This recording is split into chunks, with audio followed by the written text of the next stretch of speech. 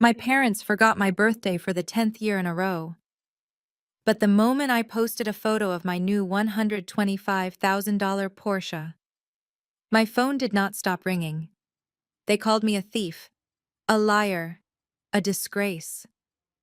My father demanded a family meeting to confiscate my keys. He had no idea that by the time he hung up, I had already bought the bank that holds his mortgage. Before I tell you how I dismantled their entire lives, let me know where you are watching from in the comments below. Hit like and subscribe if you have ever had to remind your family exactly who pays the bills.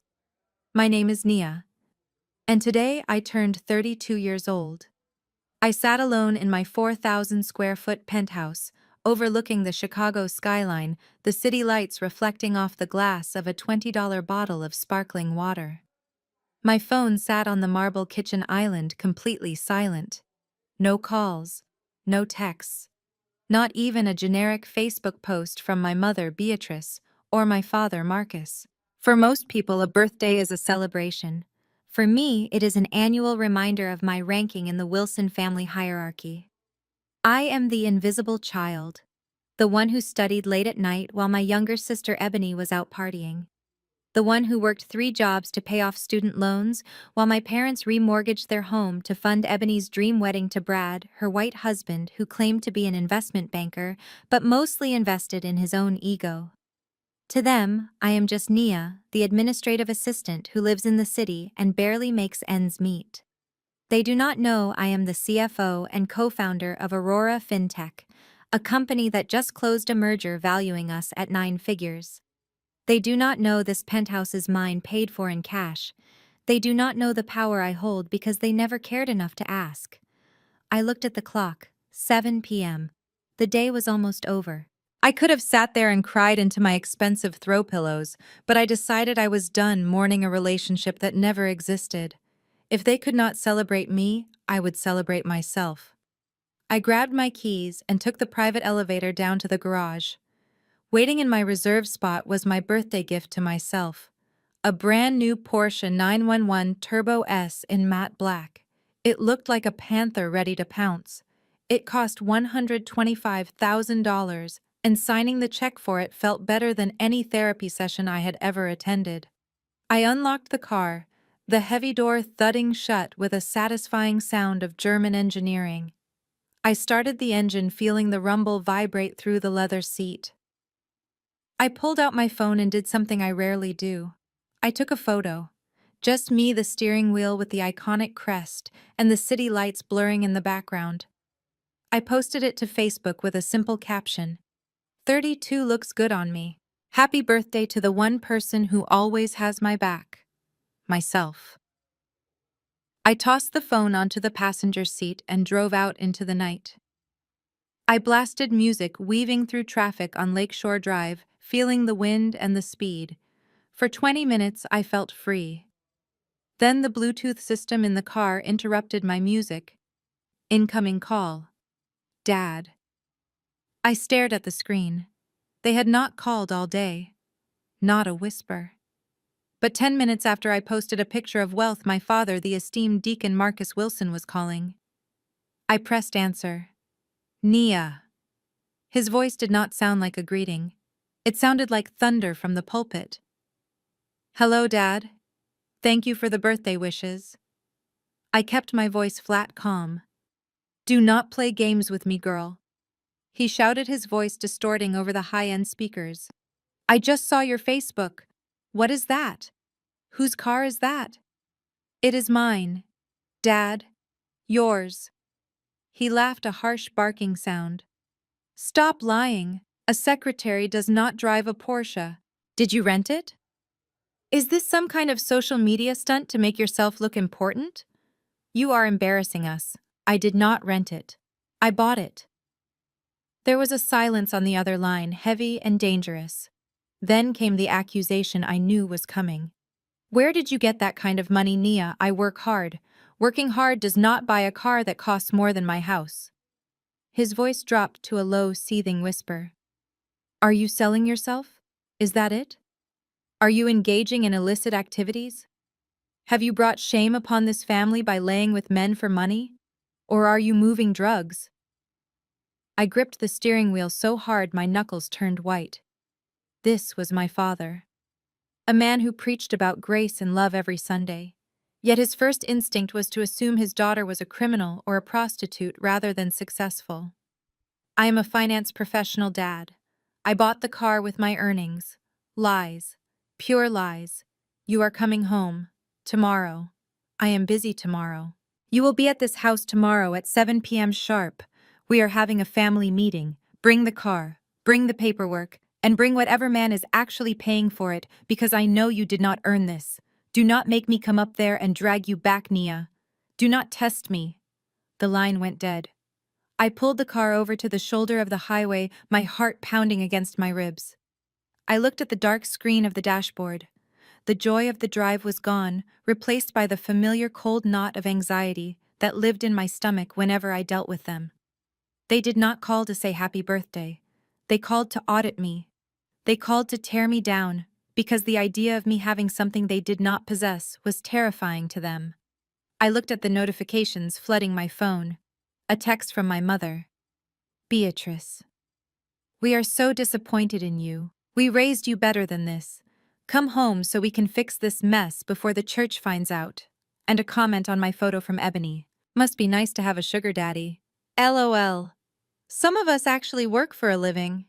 I laughed. A dry, humorless sound in the quiet cabin of my six-figure car. They wanted a meeting. They wanted to interrogate me. They wanted to put me back in my place beneath them, serving them invisible until they needed a punching bag. Fine. I put the car back in gear and merged onto the highway, the engine roaring like a beast waking up. I would go to their meeting. I would drive my Porsche right up to their crumbling driveway. But I wasn't going there to apologize. I wasn't going there to explain myself. They wanted to know where the money came from. I would show them. But they were not going to like the answer. Because the money came from the same place as my rage. Focus, discipline, and a long memory. I drove home planning my outfit for tomorrow. I needed something that said, I am not your victim anymore. I am your judge.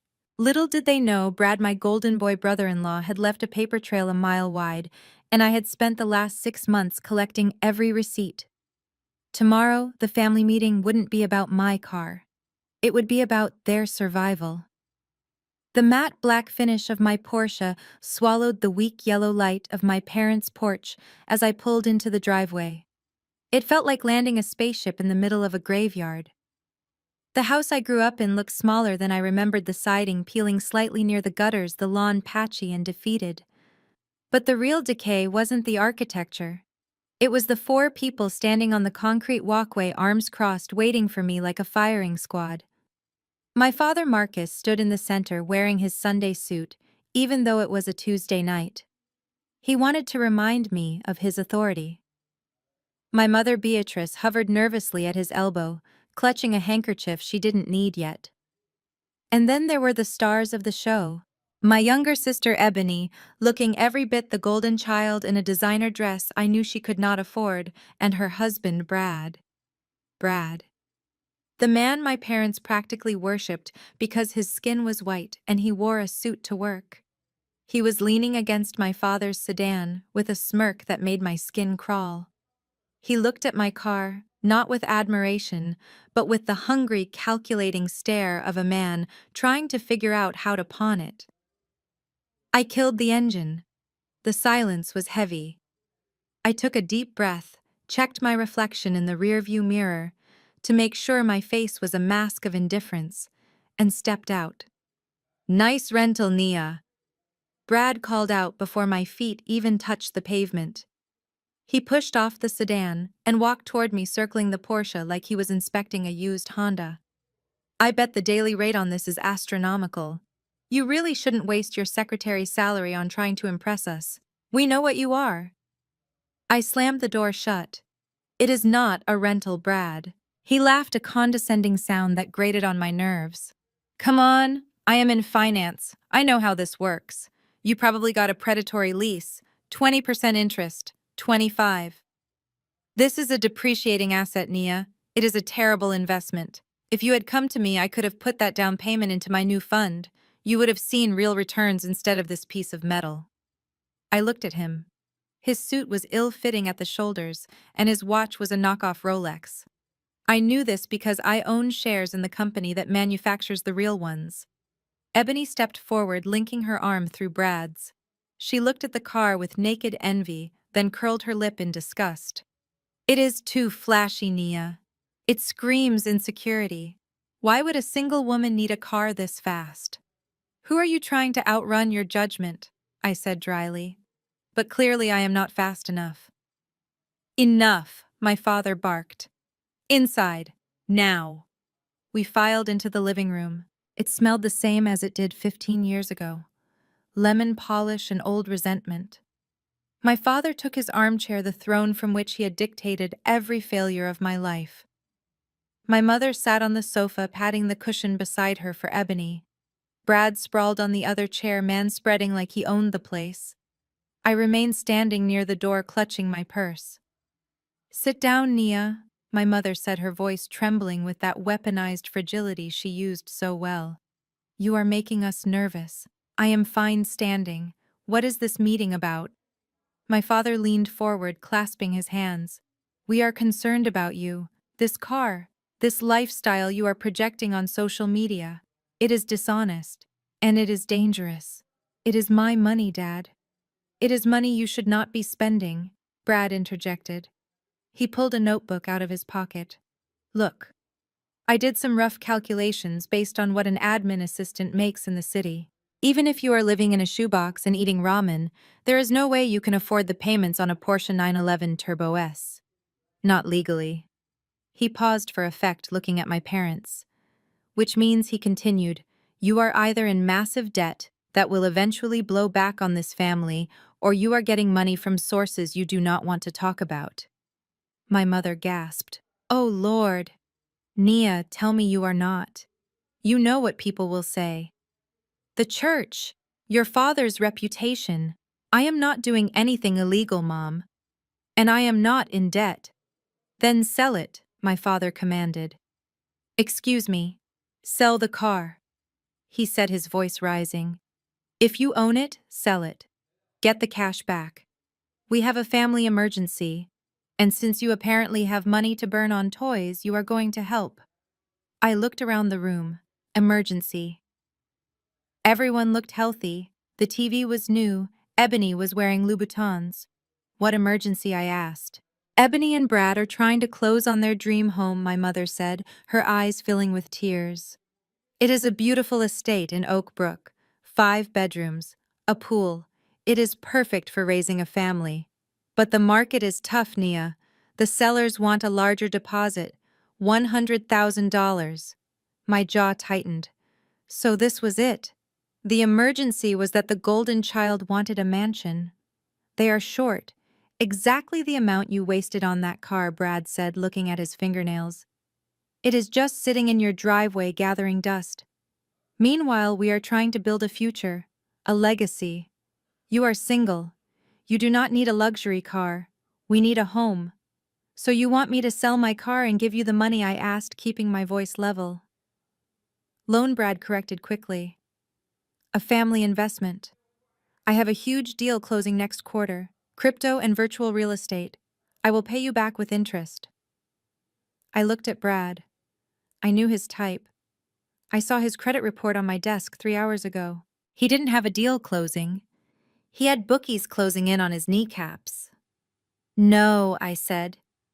The room went deadly silent. My father stood up, his face turning a dark shade of purple. What did you say? I said no. I am not selling my car, and I am not giving you money for a house you cannot afford. My mother stood up too, her hands shaking. Nia, how can you be so selfish? Your sister needs this. She is trying to start a family. You are just living for yourself. It is greedy. It is sinful. It is my money, I repeated. It is family money. My father roared. We raised you. We fed you. We put a roof over your head. And now you drive up here in a six-figure car and refuse to help your own flesh and blood. You are ungrateful. You are spiteful. You are doing this just to make Ebony look bad. I looked at Ebony. She was smirking, enjoying the show. She knew she didn't have to say a word. They would do the dirty work for her. I am leaving, I said, turning toward the door. You walk out that door and you are not welcome back, my father threatened. I reached for the doorknob. Suddenly, my mother was there. She moved faster than I thought possible. She grabbed my arm, her fingers digging into my skin. Give me the keys, she hissed. What? Give me the keys to the car. We will sell it ourselves. We will do what is right since you won't. I yanked my arm away. Don't touch me, she slapped me. It wasn't a soft slap. It was a hard, stinging blow that echoed in the silent hallway. My cheek burned instantly. I stared at her. She looked shocked at her own action, but then her face hardened into a mask of self-righteous fury. You are a bad daughter, she spat. A bad sister. God will punish you for this greed. I touched my cheek. The heat was radiating through my skin, but inside I felt ice cold. The last tether of guilt, the last thread of obligation I felt toward these people snapped. I opened the door. The night air rushed in, cool and clean. You want God to punish me? I asked quietly. Be careful what you pray for, Mom. Sometimes punishment looks a lot like justice. I walked out to my car. Behind me I heard my father shouting, telling me I was dead to him. I heard Brad laughing, telling Ebony not to worry, that I would come crawling back when the repo man came for my car. I sat in the driver's seat and locked the doors. I didn't cry. I didn't scream. I picked up my phone and dialed my assistant. It was 8:30 at night, but she answered on the first ring. Yes, Ms. Wilson. Start the file on Brad, I said, and call the bank. I want to buy the mortgage on my parents' house, tonight. I pulled out of the driveway, leaving them standing on the porch, screaming at my taillights. They wanted $100,000 fine. I would spend 10 times that amount just to make sure they never asked me for a dime again. I shifted the Porsche into reverse, ready to leave the toxicity of my childhood home behind forever. My cheek was still throbbing from my mother's slap, a physical manifestation of 30 years of emotional battery. But before I could back out of the driveway, a figure lunged in front of my headlights. It was my mother, Beatrice. She wasn't screaming anymore. She had switched tactics, instantly moving from the role of the punisher to the role of the martyr.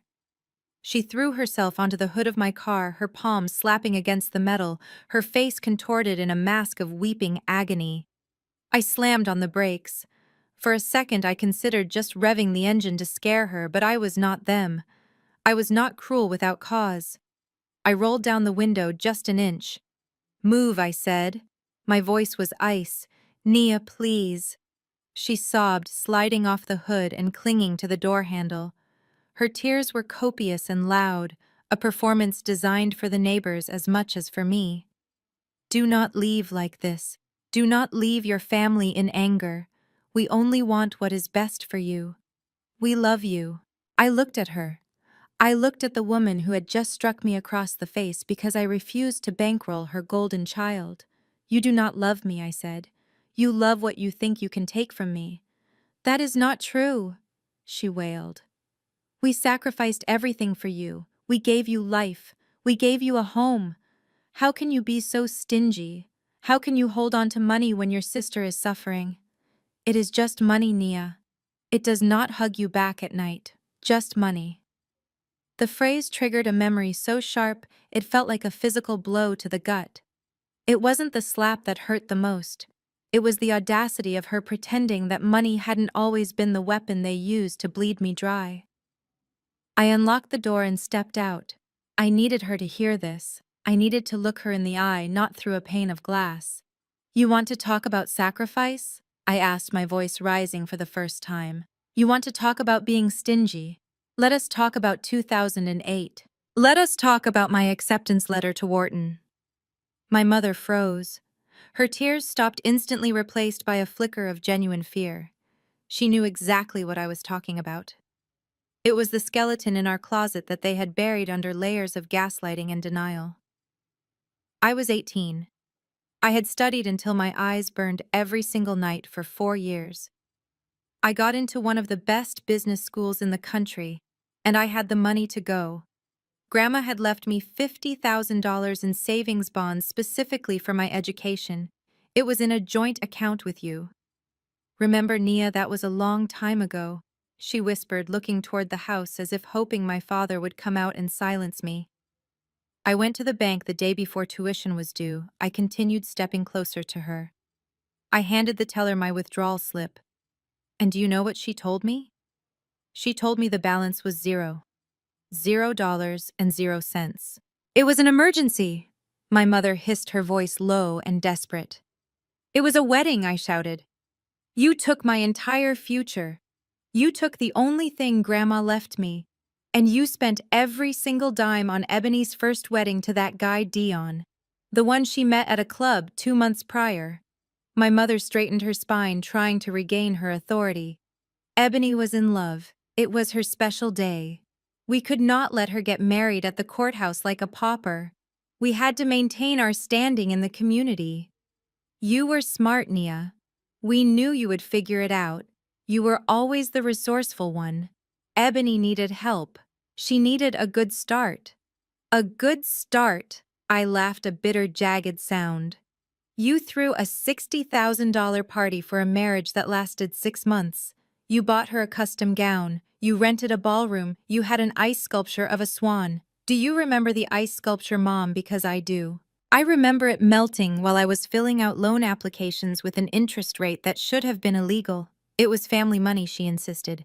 We did what we had to do. You stole from me. You committed fraud. And while Ebony was on her honeymoon in Bali, staying in a 5-star resort on my dime, do you know where I was? I did not wait for her to answer. I leaned in close, forcing her to see the damage she had done.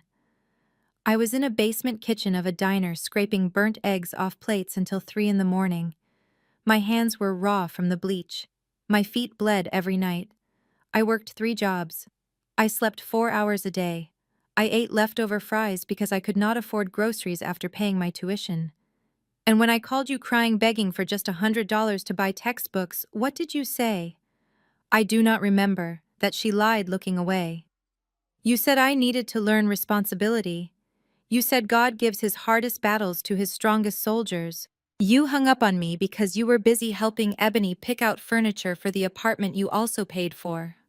I stepped back, looking at the house that had never really been my home. It was a monument to their hypocrisy.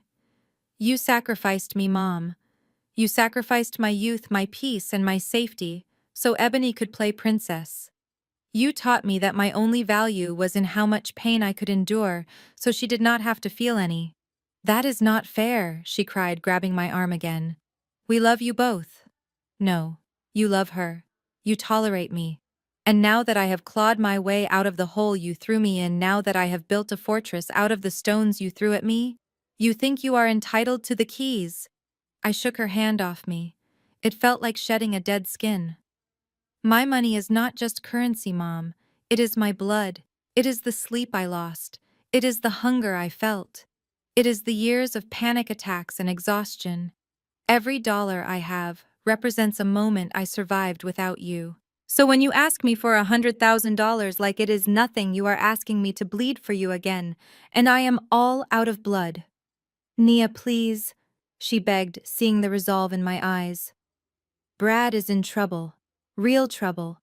If they do not get this house, I do not know what will happen. Then let it happen, I said coldly. Let Ebony wash dishes. Let Brad work 3 jobs. Let them learn responsibility. Tell them God gives his hardest battles to his strongest soldiers. I got back into the car. My mother stood in the driveway looking small and defeated in the red glow of my taillights. She looked like a woman realizing that her retirement plan just walked out the door. I put the car in drive. As I pulled away, I watched her in the rearview mirror. She wasn't crying anymore.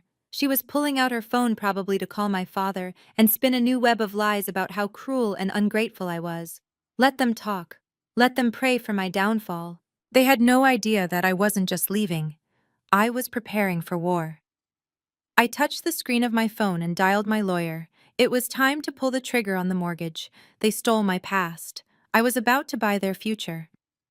The elevator doors slid open with a soft chime revealing the chaos unfolding in the pristine white marble lobby of Aurora FinTech.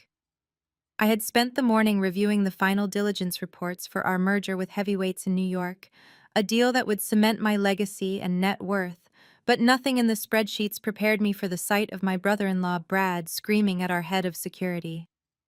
He was wearing a suit that was too shiny under the recessed lighting, the fabric straining at the buttons as he gestured wildly. Beside him stood Ebony, my sister, looking around the high-end lobby with a mixture of awe and entitlement, as if she were pricing the furniture for a future estate sale. They looked completely out of place against the backdrop of glass steel and hushed corporate efficiency. I stepped out of the elevator, my heels clicking rhythmically on the stone floor.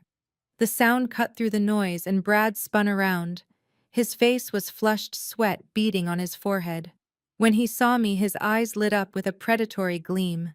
He did not see a chief financial officer. He did not see a founder. He saw a target. "There she is!" Brad shouted, pointing a finger at me.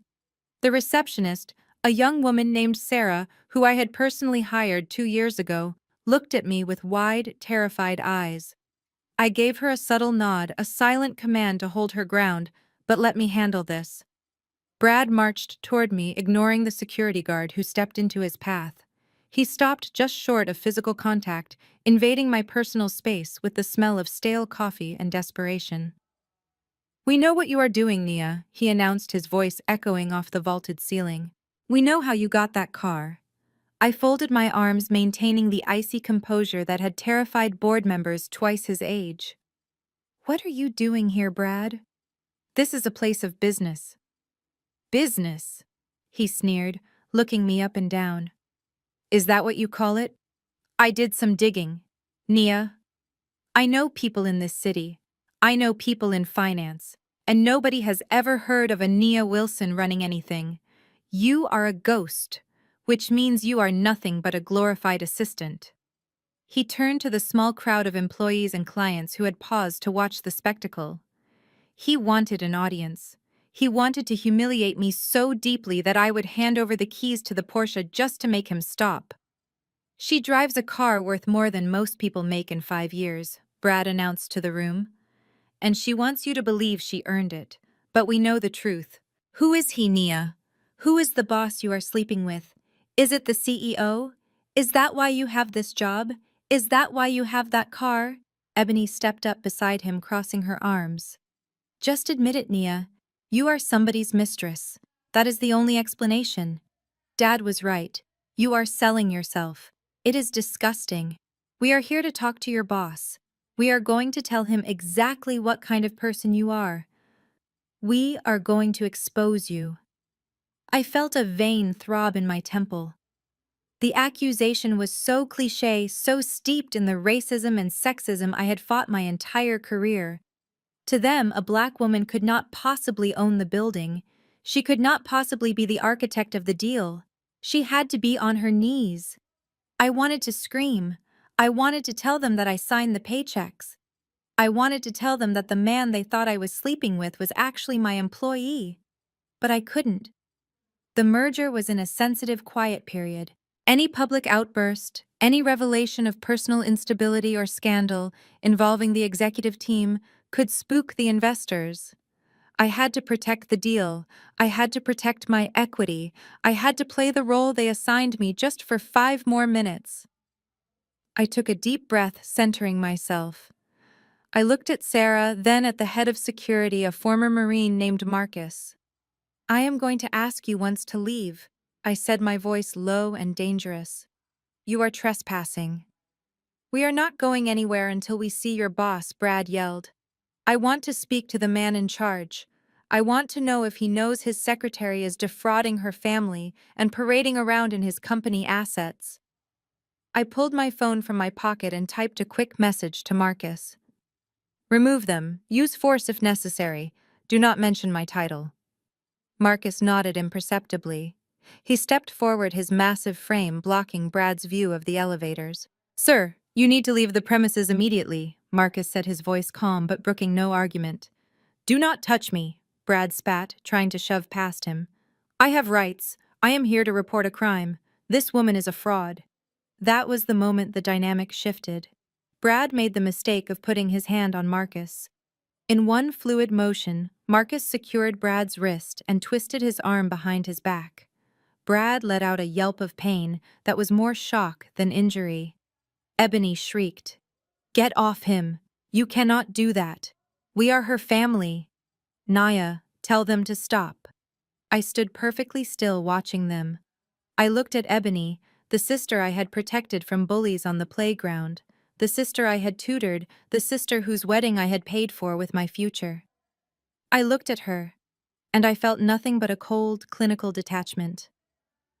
I do not know these people, I said to Marcus loud enough for the lobby to hear. They are harassing me. Please remove them. Nia, Ebony screamed, her face twisting into ugly red blotches. You liar, Mom is going to hear about this. You are dead to us, Marcus. And two other guards began to frog march them toward the revolving doors. Brad was struggling, his shoes squeaking on the marble, shouting about lawsuits and police. Ebony was crying now, the tears of a spoiled child who had finally been told no. They were dragged out onto the sidewalk of downtown Chicago, still screaming. The glass doors spun shut, sealing out their noise. The lobby fell silent. I smoothed the front of my blazer. I looked around at the employees who were staring at me wide-eyed. I apologize for the disruption, I said, my voice projecting clear authority. Please return to work. I walked back to the elevator, my head held high. I did not look back at the street. I did not check to see if they were still there. I pressed the button for the penthouse floor. As the doors closed, my mask finally slipped. My hands shook. Not from fear, but from a rage so pure it felt like rocket fuel. They had come to my sanctuary. They had tried to destroy my professional reputation because they were greedy and jealous. Brad had called me a whore in the lobby of the company I built from a laptop on a kitchen table. They wanted to know where the money came from. They wanted to know who I really was. They were going to find out. But not today. I walked into my office and locked the door. I went to the wet bar and poured myself a glass of water, my reflection in the window showing a woman who looked calm, collected, and utterly lethal. I picked up my phone. I didn't call my parents. I didn't call the police. I dialed a number I had saved years ago, a number for a man named Vance. He was a forensic accountant and a private investigator who specialized in finding money that people didn't want found. He answered on the second ring. Nia, he said, it has been a while. I have a job for you, Vance. Name it. Bradford Miller, my brother-in-law. He claims he is an investment banker. He claims he has a big crypto deal closing. I want you to find everything. Every bank account, every credit card, every gambling debt, every lie. I want to know who he owes money to. I want to know why he is so desperate for $100,000 that he would try to extort his wife's sister. I can do that, Vance said. Give me 48 hours. You have 24, I said. And Vance, yeah, dig deep.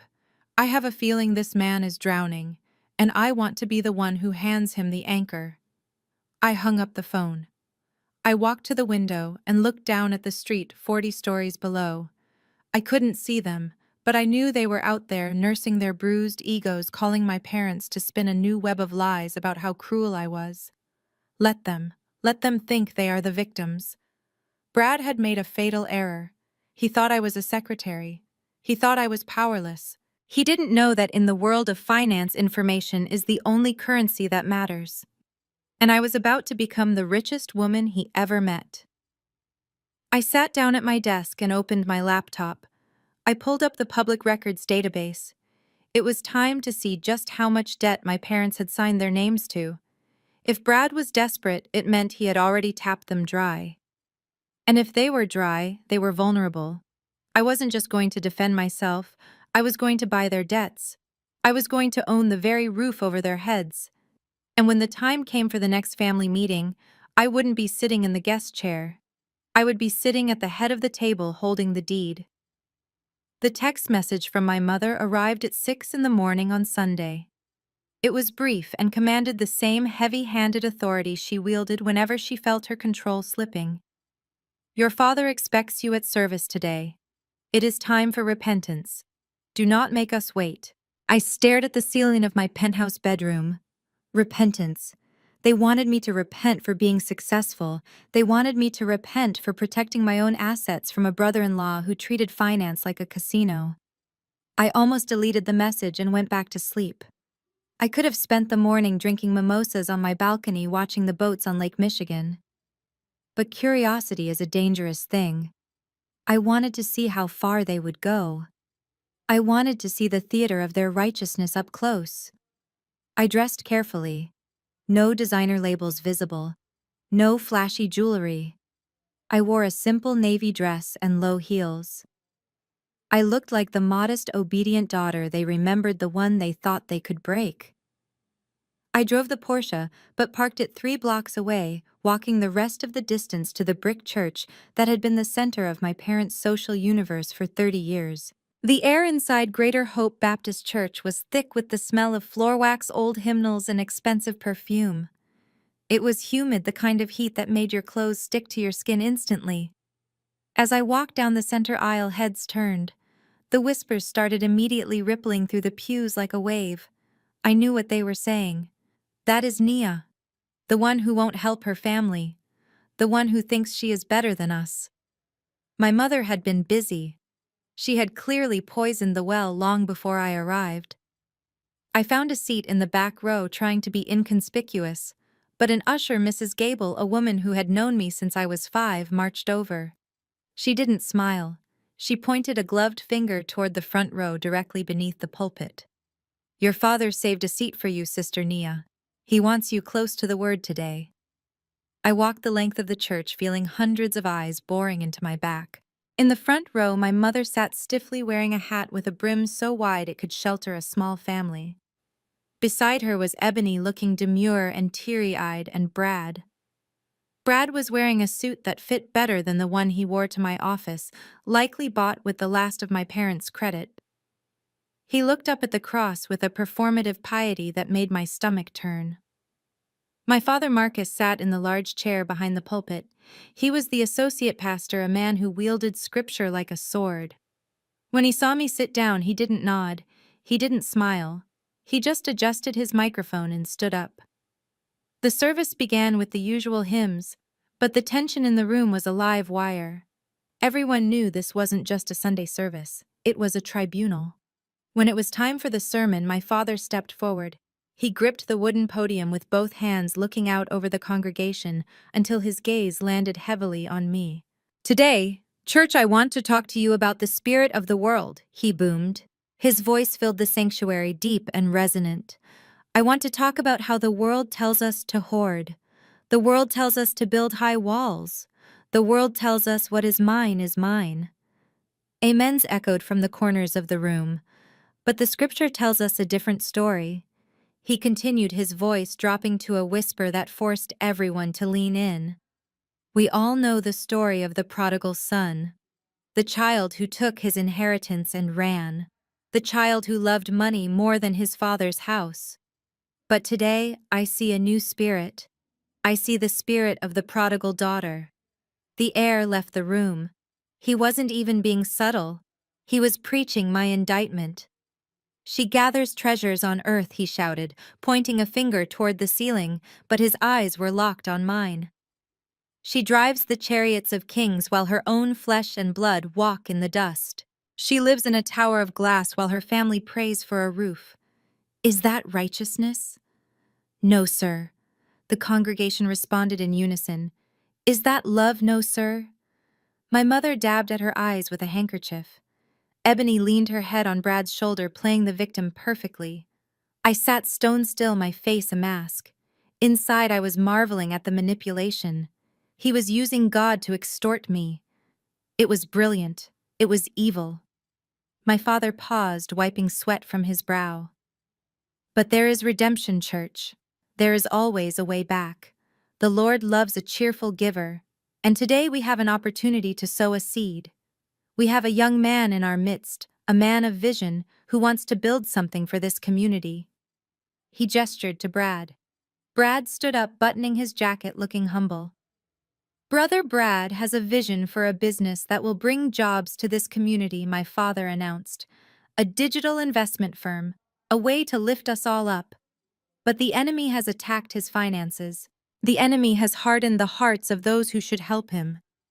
The enemy. That was me. I was the enemy in my father's church. We are going to take up a special offering today, my father said. We are going to show the devil that we support our own. We are going to help Brother Brad launch this ministry of finance. The ushers came forward with the gold offering plates.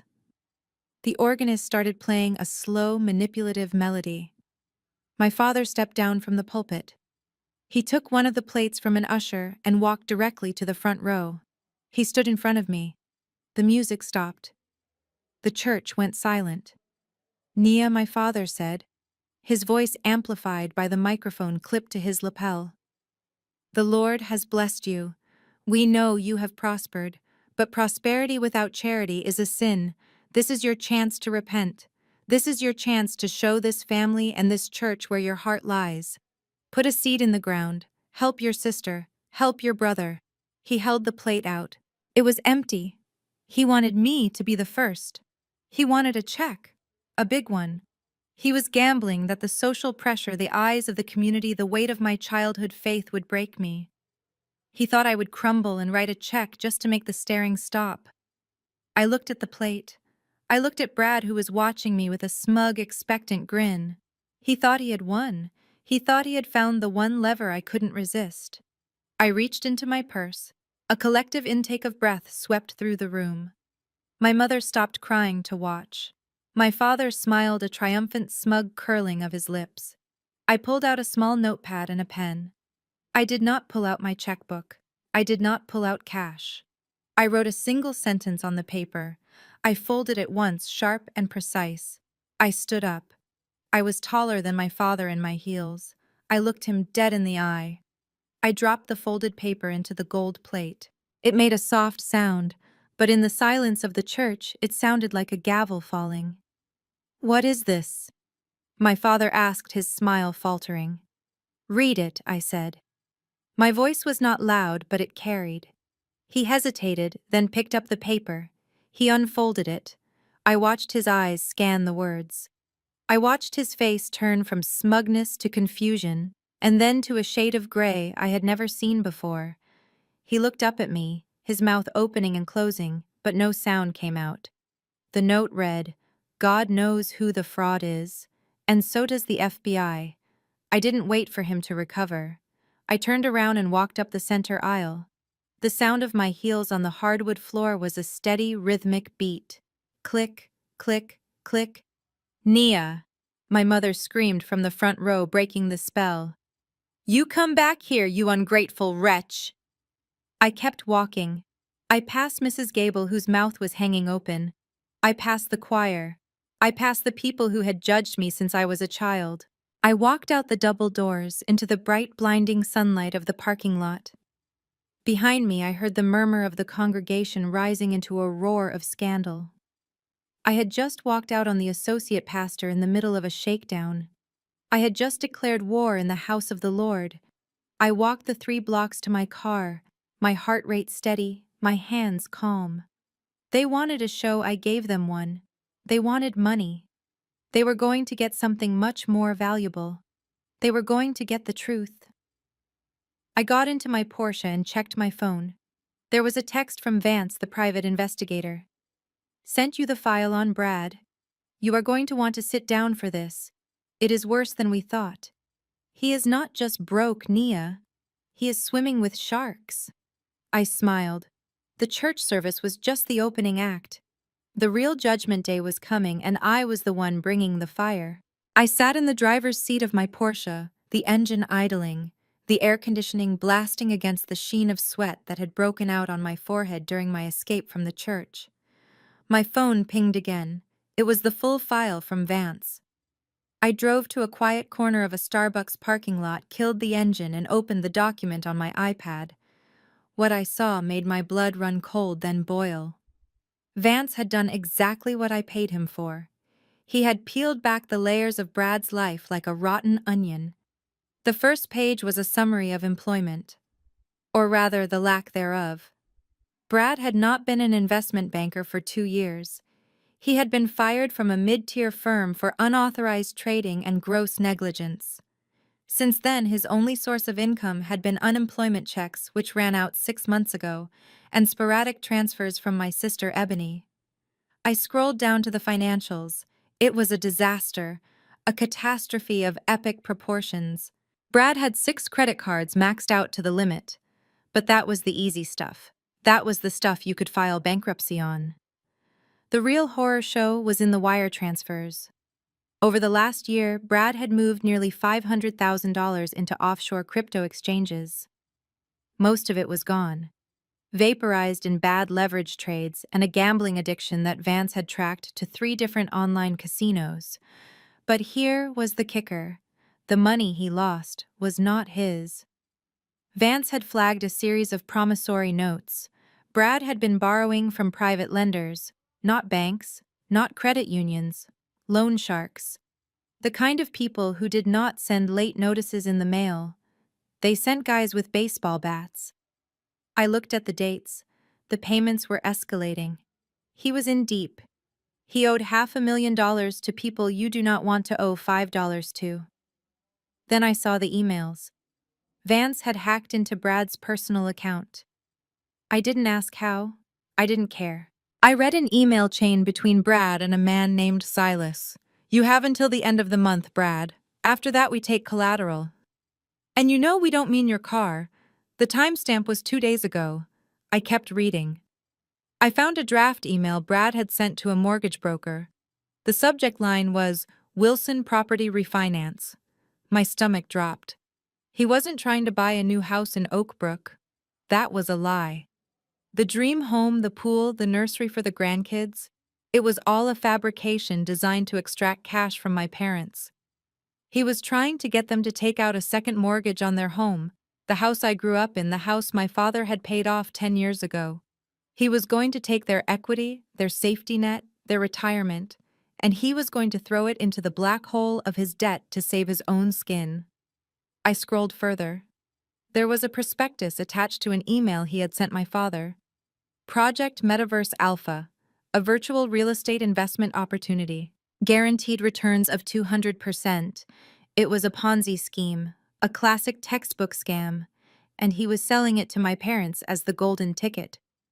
He was telling them that if they leveraged the house and the small dry cleaning business my father owned, they could double their money in 6 months. He was feeding them to the wolves. I sat there staring at the screen. The realization hit me with the force of a physical blow. My parents were not just mean. They were not just favoritist. They were vulnerable. They were stupid. They were about to sign away everything they had worked for because they were blinded by the whiteness and the suit of a man they desperately wanted to be successful. I had a choice, a clear moral fork in the road. Option 1. I drive back to the house. I show them this file. I play the hero. I save them from financial ruin.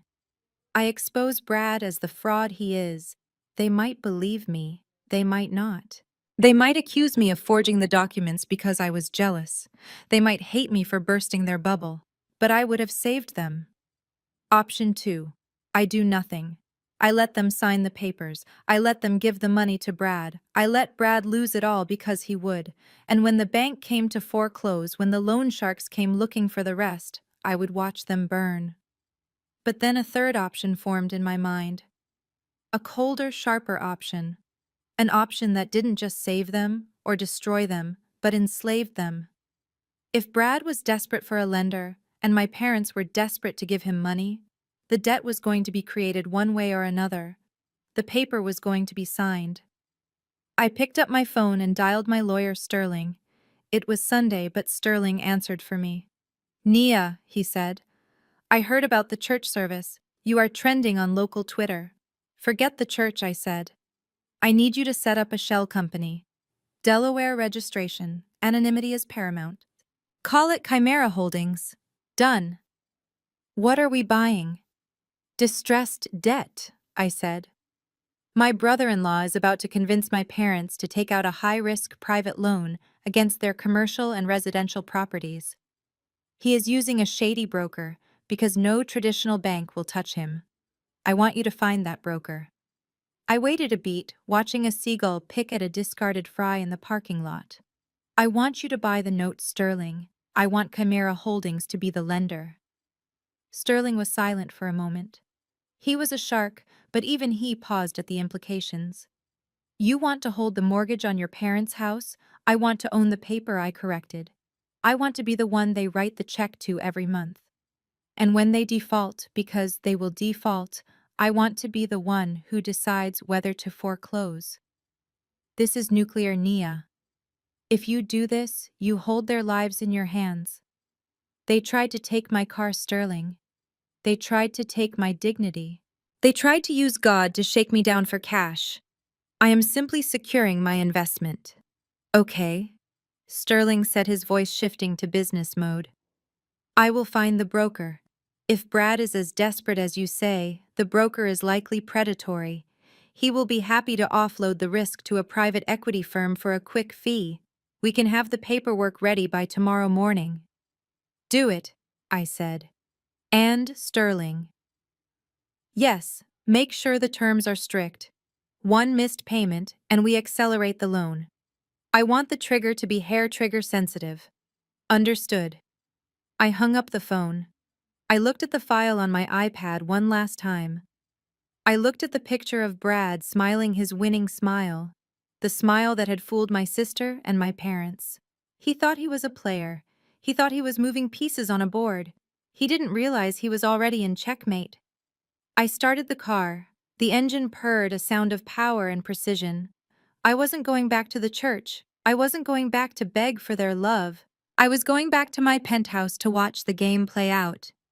My parents were about to walk into a trap set by their own greed and their own blindness. And I wasn't going to warn them. I was going to be the one to spring it.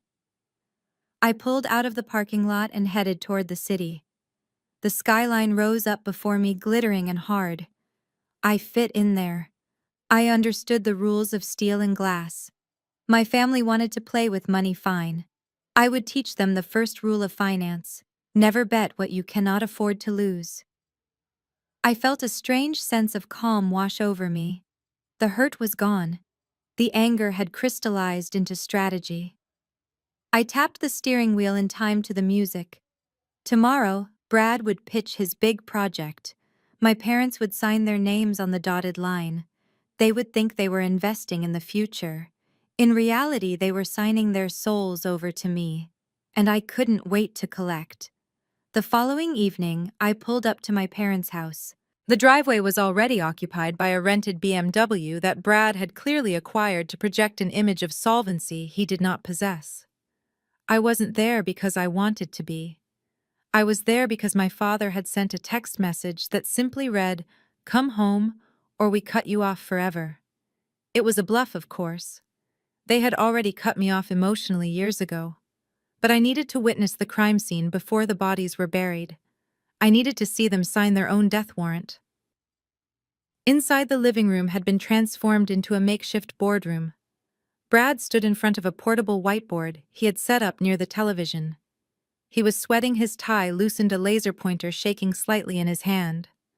My parents sat on the sofa looking up at him with expressions of desperate hope. Ebony was taking notes, playing the role of the diligent secretary to her husband's visionary genius. When I entered, no one greeted me. My father just pointed to a hard wooden chair in the corner. "Sit down, Nia. Brad is explaining the future." I sat. I crossed my legs and watched the performance. Brad clicked a button on a remote, and a laptop screen cast a blurry image onto the wall. It was a rendering of a digital island glowing with neon purples and greens. "Welcome to Paradise Nexus," Brad announced, his voice pitching up an octave. "This is not just real estate. This is the metaverse. We are talking about virtual luxury resorts where users buy plots of land using Ethereum. The initial coin offering starts next month." He pointed the laser at a pixelated beach. I have secured an exclusive allocation for early investors, he continued. We are looking at a guaranteed 200% return in the first quarter. Conservative estimates put us at 500% by Christmas. This is how we get the house in Oakbrook. This is how we retire Marcus. This is generational wealth. My mother clasped her hands together, her eyes shining. It sounds wonderful, Brad. It sounds like a miracle. It is a miracle, Beatrice Brad said, flashing his salesman smile, but miracles require faith. And seed capital. To lock in this rate, we need to move fast. The window closes at midnight. My father nodded slowly, stroking his chin. He looked at me. He wanted me to be impressed.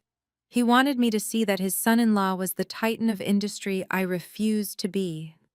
Nia, my father said, do you see this? This is vision. This is what a real businessman looks like. I looked at the screen.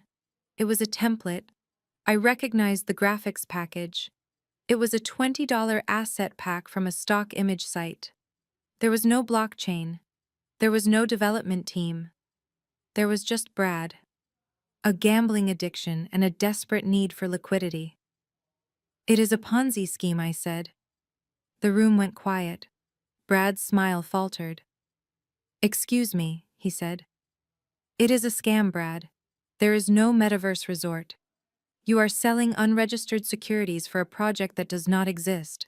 The returns you are promising are mathematically impossible unless you are paying old investors with new money. Ebony stood up, throwing her notepad down. Stop it, Nia. You are just jealous because Brad has a big idea and you are just a number cruncher. I am not jealous, I said calmly. I am literate. Show me the white paper. Show me the smart contract audit. Show me the developer credentials. Brad waved his hand dismissively. You would not understand the technicals, Nia. This is Web 3. It is beyond traditional finance. My father stood up. He walked over to the coffee table where a stack of documents lay waiting. He picked up a thick packet and held it out to me. We did not call you here to critique, he said. We called you here to sign. Sign what? This is a loan application, he said, for $200,000. We are investing in Brad's company. We are going to be the primary shareholders. But the bank requires a guarantor with a certain credit score and verified income history to fast-track the approval. Since you claim to have bought that car legitimately, your credit must be sufficient. I stared at him. The audacity was breathtaking. They wanted me to co-sign a loan. They wanted me to attach my name, my credit, and my financial reputation to a scam that was going to implode within 90 days. You want me to guarantee a loan for a fake company, I asked? It is for the family, my mother pleaded. When the returns come in, we will pay off the loan in a month. You will not have to pay a dime.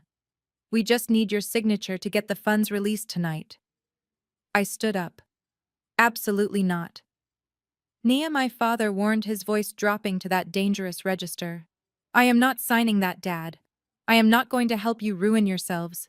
Brad is lying to you. He is drowning in debt. He owes money to people who break legs for a living. He is trying to use your credit to pay off his bookies. Liar, Brad screamed. He lunged toward me but stopped short, panting. She is lying, Marcus. She is trying to sabotage me. She hates that I am successful. She hates that I married Ebony. My father stepped between us. He towered over me, his eyes full of a cold, ancient fury. Sign the paper, Nia. No, he slapped me. It was harder than my mother's slap. It knocked my head to the side. I tasted blood instantly where my tooth cut my inner cheek. The room spun for a second. I touched my lip and looked at my hand. A smear of red. I looked back at him. He didn't look sorry. He looked righteous. You are a small, bitter woman, he spat. You are jealous of him. You are jealous because he is a white man who knows how the world works. And you are just a little girl playing dress-up in a penthouse. You think your money makes you better than him. He has potential. You have nothing but arrogance. He pointed to the door. Get out. You are not my daughter. I disown you. Do not come back when we are rich. Do not ask us for a penny. I wiped the blood from my lip. I looked at my mother. She was looking at the floor. I looked at Ebony. She was smiling. I picked up my purse. "You are right, Dad," I said softly. "I am not your daughter anymore." I walked out of the house. I did not run. I walked with the steady, measured pace of an executioner leaving the cell. I got into my Porsche. I locked the doors. I picked up my phone and dialed Sterling. "They kicked me out," I said. "I am sorry," Nia Sterling replied. "Don't be. Is the broker ready?" "He is standing by. He has the papers for the private hard money loan, high interest. The house and the dry cleaning business are the collateral." "Send him in," I said. "Are you sure?" Sterling asked. "Once they sign this, there is no going back. If they miss a payment, you own everything." I touched my swelling lip. I looked at the house one last time. I saw the shadows of my parents moving in the living room, listening to Brad, believing in the fairy tale because they hated the reality of me. "They made their choice," I said. "Send the broker. Make sure they sign tonight." I hung up and started the car. I drove to the end of the block and parked in the shadows. I watched. 10 minutes later, a silver sedan pulled into the driveway. A man in a cheap suit got out carrying a briefcase. It was the predatory lender Sterling had found. The man who fronted for Chimera Holdings. The man who fronted for me. I watched my father open the door. I saw him shake the man's hand. I saw them usher him inside with the desperation of drowning people reaching for an anchor, not realizing it was made of lead. They were doing it.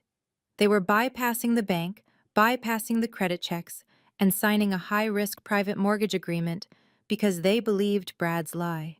They were putting the house I grew up in and the business that fed us on the table, and they were handing the knife to me. I waited until the silver sedan left nearly an hour later. The deed was done.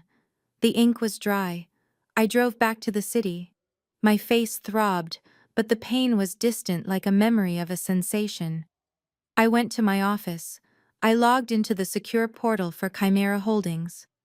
There it was, the scanned document uploaded by the broker. The Wilson Family Trust securing a loan of $200,000 at 18% interest payable in full in 6 months, with monthly installments that I knew they could barely afford. I scrolled to the bottom. I traced the signatures on the screen. Marcus Wilson, Beatrice Wilson. I owned them. I leaned back in my chair and watched the city lights. They thought they were investing in the metaverse. They thought they were buying a mansion. They had just sold their lives to the daughter they disowned. And the first payment was due in 30 days. I would be counting the seconds. The funds from the private loan hit my parents' bank account at 9 in the morning on Tuesday. By 10:30, that money was gone, transferred into an account controlled by Brad.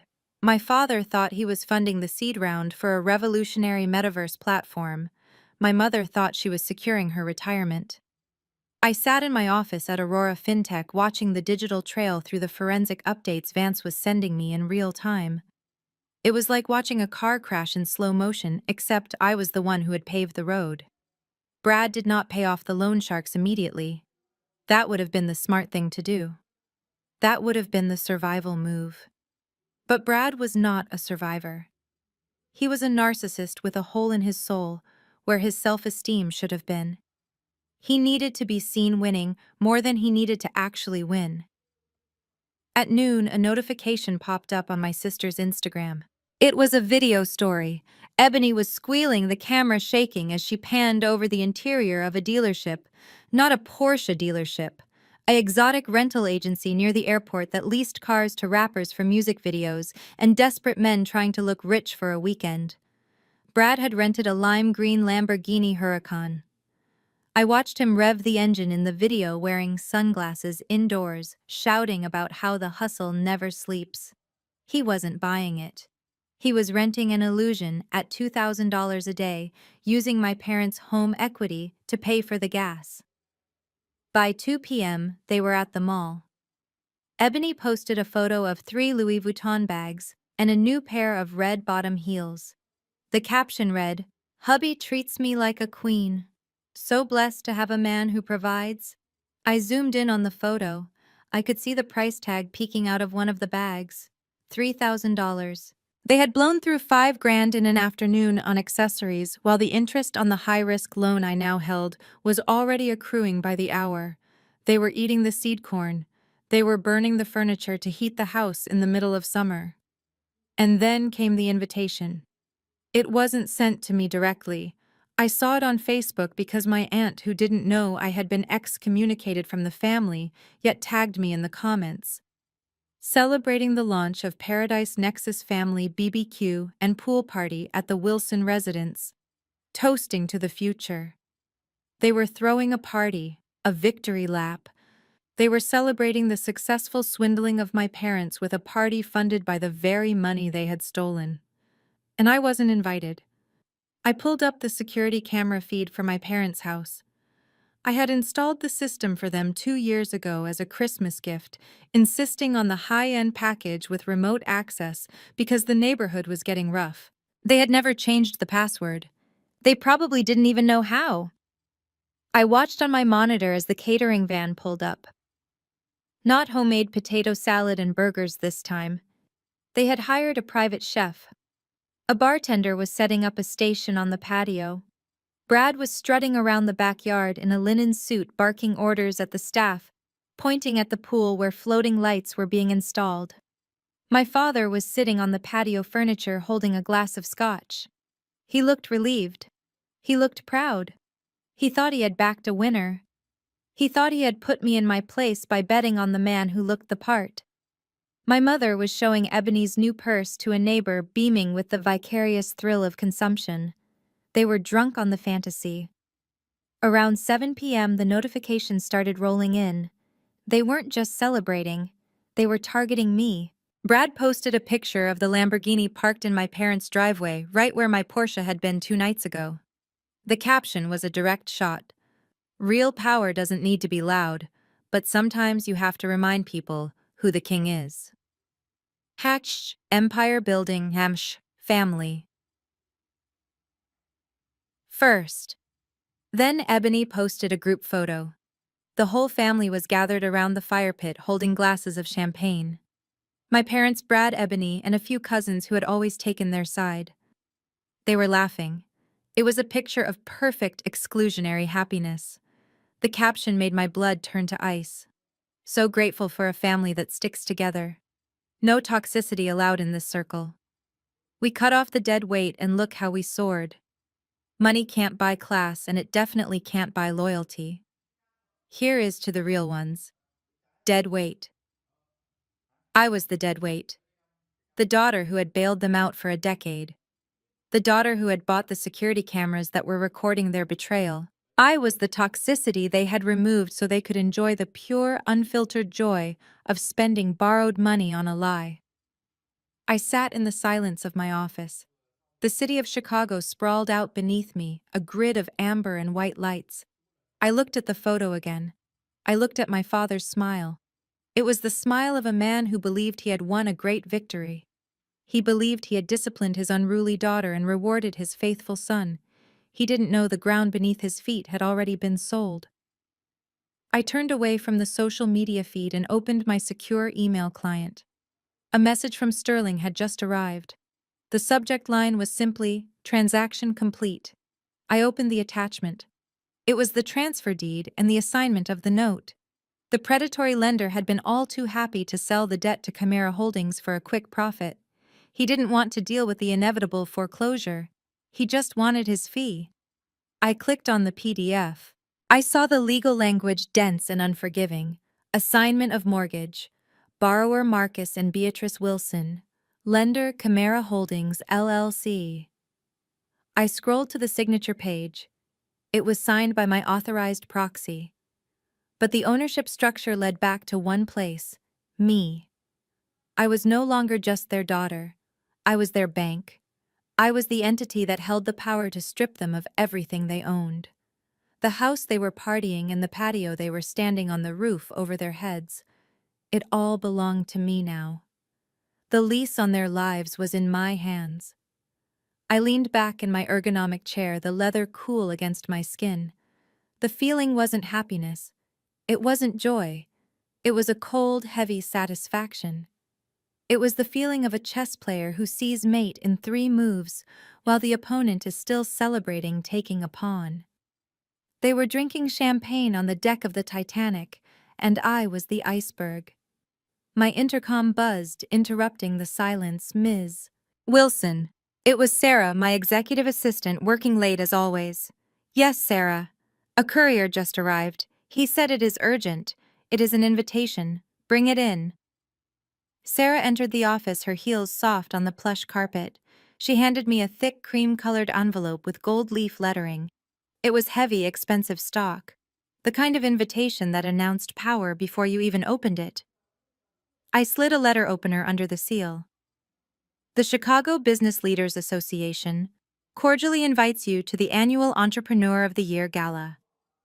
I scanned the card. It was the premier business event of the season. The mayor would be there, the governors of finance, the titans of industry. And there, in bold embossed letters near the bottom, keynote speaker, Nia Wilson, founder, and CFO, Aurora FinTech. I smiled. It was the first genuine smile I had felt in days. This gala was the place to be seen. It was the kind of event Brad would kill to attend. It was the kind of room where he could hunt for investors to pay off the sharks he was still dodging. I knew with absolute certainty that he would try to be there. He would spend the last of the loan money on scalped tickets or bribe a waiter to let him in the back door. He needed fresh blood. He needed a new mark. And he would bring my parents. He would drag them along as props, the respectable older couple, to vouch for his character, to prove he was a family man. They would walk into that ballroom thinking they were rubbing elbows with the elite. They would think they were about to level up. They had no idea that the keynote speaker was the daughter they had called a failure. They had no idea that the woman on stage, the woman being honored as the future of finance, was the dead weight they had cut loose. I looked at the monitor one last time. Brad was doing a toast, raising his glass to the camera on the security feed, oblivious to the audience of one. Cheers, Brad, I whispered. Enjoy the champagne. It is the last expensive drink you are ever going to have. I put the invitation on my desk, right next to the mortgage deed. The trap was set. The players were in position. All that was left was to turn on the lights and watch them scramble. I picked up my pen and circled the date of the gala. Saturday, 3 days. I would let them have their fun for 3 more days. I would let them spend the money. I would let them dig the hole so deep they could never climb out. And then on Saturday night, in front of the entire city, I would bury them. The Saturday night air was thick with humidity and the scent of expensive perfume as I stepped out of the black town car in front of the Palmer House Hilton.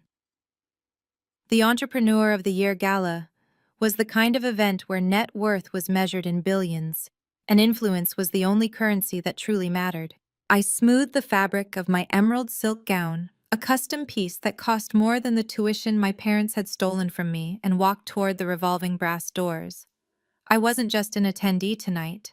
I was the main event. But before I took my place on the stage, I needed to see them. I needed to witness the depth of their delusion one last time. I scanned the ballroom from the shadows of the entrance archway. It was a sea of tuxedos and designer dresses, a shifting landscape of power dynamics and social climbing. And there, bobbing like corks in a hurricane, was my family.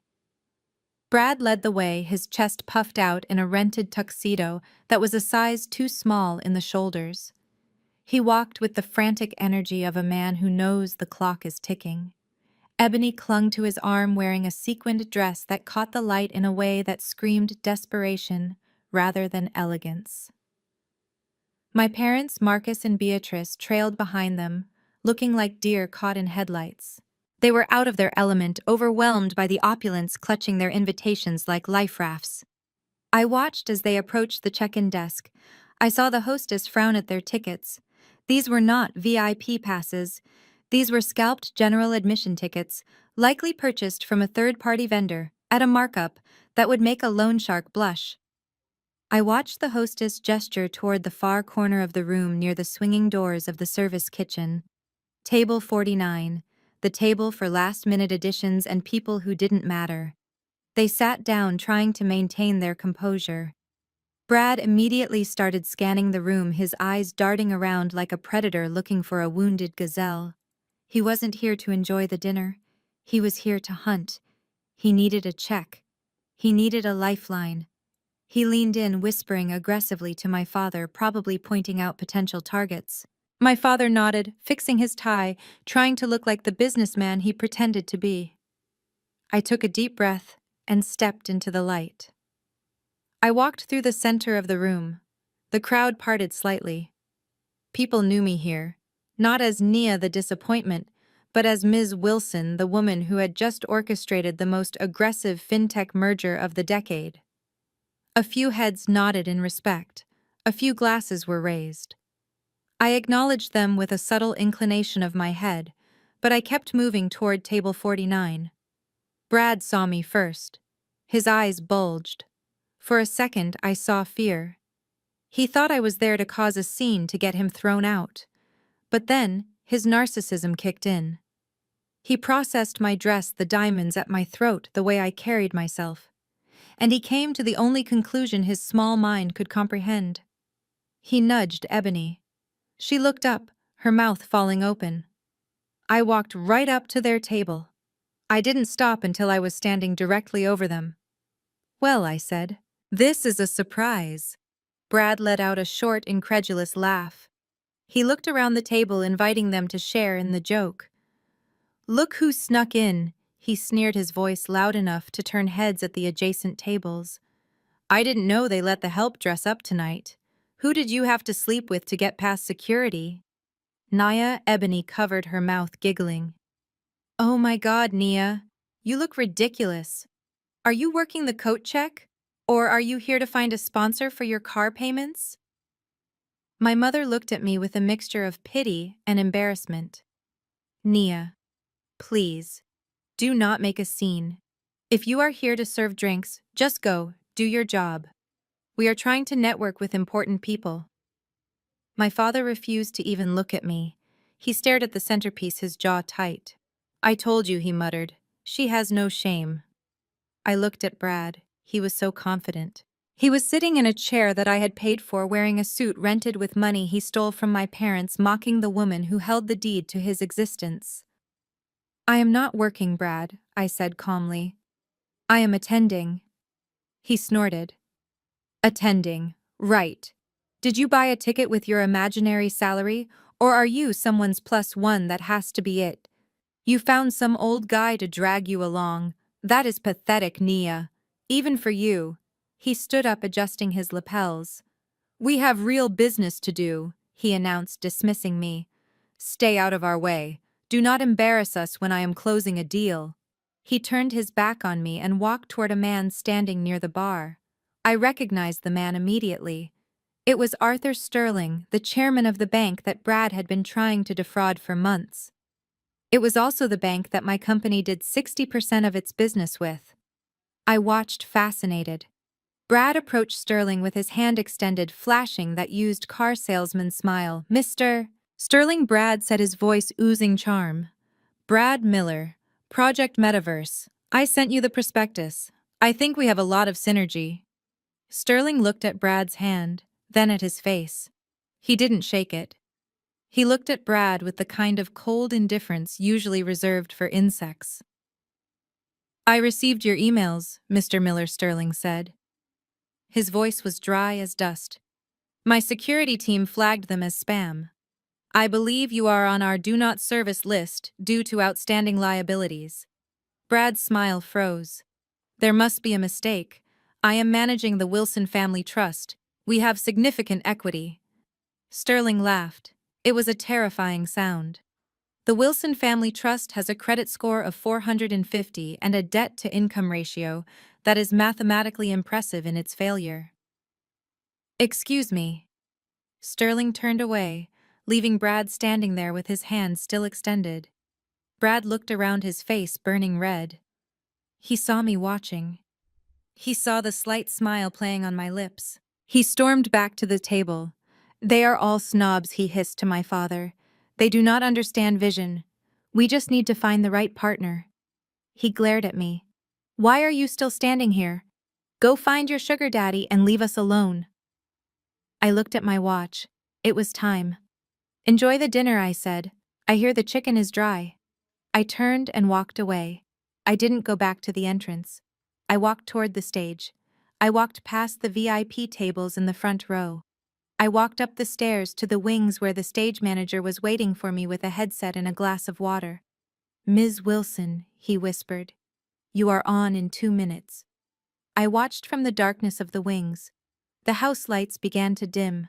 A hush fell over the ballroom. The spotlights swept across the crowd, blinding and bright. I saw table 49 in the distance. I saw Brad pouring himself a glass of wine with a shaking hand. I saw my mother clutching her purse. I saw my father looking around, waiting to see who the important speaker was, hoping he could maybe shake their hand later and beg for a loan. They were waiting for a savior. They were waiting for a miracle. The master of ceremonies walked out to the center of the stage. He tapped the microphone. Ladies and gentlemen, he boomed. Tonight we honor innovation. We honor resilience. We honor the kind of vision that changes industries. Brad leaned in to whisper something to Ebony, probably a critique of the decor. He wasn't listening. He didn't care. It is my distinct privilege, the MC continued to introduce our keynote speaker. A woman who built a financial empire from nothing. A woman who just closed the largest tech acquisition in Chicago history. The founder and CFO of Aurora FinTech. The spotlight swung toward the curtain where I was standing.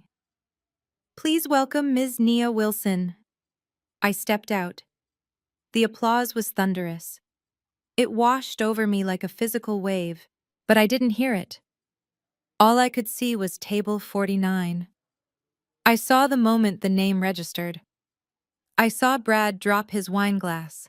It shattered on the table, red liquid spreading across the white tablecloth like a gunshot wound. I saw my mother grab her chest. I saw my father stand up, his chair scraping loudly against the floor, his face a mask of absolute paralyzing shock. I walked to the podium. I gripped the sides. I looked out into the darkness directly at the people who had called me a failure, a whore, and a thief. I smiled. And this time it was the only smile in the room. The applause washed over me like a physical wave, a thunderous roar that vibrated through the floorboards of the stage and up into the soles of my heels. I stood in the center of the spotlight, the heat of it intense against my skin, blinding me to everything but the front row and the terrified faces at table 49. I adjusted the microphone. The sound of my breathing was amplified, filling the cavernous ballroom. I looked out at the sea of faces, the titans of Chicago industry, the mayors, the venture capitalists, the people who ran this city. They were all looking at me with admiration. They saw a prodigy, they saw a leader. But I only cared about 4 people in that room. I looked past the VIPs. I looked past the champagne buckets and the centerpieces. My gaze locked onto the far corner near the kitchen doors. Brad was still frozen, his hands suspended in midair where his wine glass used to be. The red stain was spreading across the white tablecloth in front of him, dripping onto his rented trousers, but he did not move. His mouth was open, slack, with a stupidity that was almost painful to witness. He was processing the impossible. The woman he had called a secretary, the woman he had tried to have thrown out of her own lobby, was the woman whose name was currently projected on a 20-foot screen behind me. My mother Beatrice had sunk low in her chair. She looked small. The hat she had worn to church to shame me was gone, replaced by a stiff, dated hairdo that now seemed to wilt under the weight of the revelation. Her hand was over her mouth, stifling a gasp or a sob, I could not tell which. She was looking at me, not as her daughter, but as a stranger who had stolen her daughter's face and replaced it with something terrifying. And my father, Marcus, the deacon, the man who ruled his household with an iron fist and a Bible of convenient verses. He was gripping the edge of the table so hard I could see his knuckles turning white from 50 feet away. His face was a mask of ash. He wasn't angry. He wasn't righteous. He was afraid. For the first time in my life, I saw genuine primal fear in my father's eyes. He realized in that split second that the balance of power had not just shifted, it had been obliterated. I smiled. It was the smile of a wolf that has cornered a rabbit. "Thank you," I said. My voice was calm, steady, and commanded absolute silence in the room. Thank you to the Business Leaders Association for this honor. To be named Entrepreneur of the Year is a privilege. But to stand here as the founder of Aurora FinTech, a company that just secured the future of digital banking in the Midwest, is a testament to one thing: survival. I paused. I let the word hang in the air. Survival. I did not start this company with a trust fund. I continued, my eyes never leaving table 49. I did not start it with a small loan from my parents. I did not have a safety net. I did not have a legacy. The camera operator, sensing a moment of emotional vulnerability, panned the live feed to my family. Their faces appeared on the giant screens flanking the stage. The audience gasped softly, thinking they were seeing a family overcome with pride. They saw my mother's tears and thought they were tears of joy. They saw my father's trembling hands and thought it was emotion. They saw Brad's pale, sweating face and thought, well, I don't know what they thought about Brad. He looked like a man who was about to be sick. But I knew the truth. I knew they were crying because they were doing the math. They were calculating every insult, every slap, every stolen dollar, and realizing the bill had just come due. I started Aurora in a one-bedroom apartment with an internet connection I borrowed from a neighbor, I said, leaning into the microphone. I built the algorithm at night after working double shifts to pay off debts that were not mine. I learned the value of $1 not because I had many of them, but because the people who were supposed to protect me took them away. A hush fell over the room. This was not the standard acceptance speech. This was a confession. We talk a lot about support systems in business, I said, walking out from behind the podium. I wanted them to see the full length of my gown. I wanted Ebony to see the diamonds. I wanted them to see exactly what they had thrown away. We thank our mentors. We thank our partners. But tonight I want to thank the people who really made this possible. I want to thank the people who taught me that if I did not save myself, no one would. I pointed directly at the screen at the live feed of my family. The audience turned to look. My father flinched as if I had pointed a gun at him. I want to thank the people who taught me that loyalty is expensive and betrayal is free. I want to thank the people who looked at me and saw nothing because their blindness gave me the freedom to build an empire in the dark. My mother buried her face in her hands. Ebony was shaking her head, mouthing the word no over and over again. You see? I continued, my voice dropping to a register of intimate steel. When you are left at the airport, you learn to fly. When your tuition is stolen, you learn to earn. And when your family locks you out of the house, you learn to buy the block. There was a scattered, confused applause from the back, but most of the room was captivated. They sensed the drama. They sensed the blood in the water.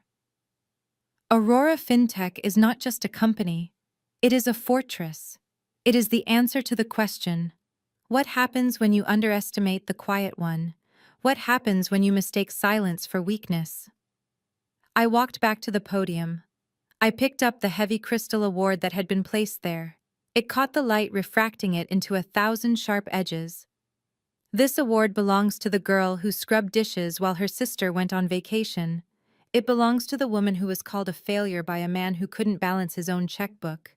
It belongs to the survivor. I looked at Brad. He was trying to stand up. He was trying to leave. But his legs wouldn't work. He was pinned to that chair by the weight of his own fraud and the realization that he had tried to extort the most powerful woman in the room. Tonight we celebrate success, I said. But let us not forget where success comes from. It comes from the hunger. It comes from the cold. And it comes from the absolute refusal to be a victim. I raised the award in a toast. I looked directly into the camera lens, knowing my face was 50 feet tall on the screen behind me, looming over them like a god. So to my family, I said, my voice ringing out like a bell. Thank you. Thank you for not believing in me. Thank you for the neglect. Thank you for the cruelty. Because without you, I might have been content to be ordinary.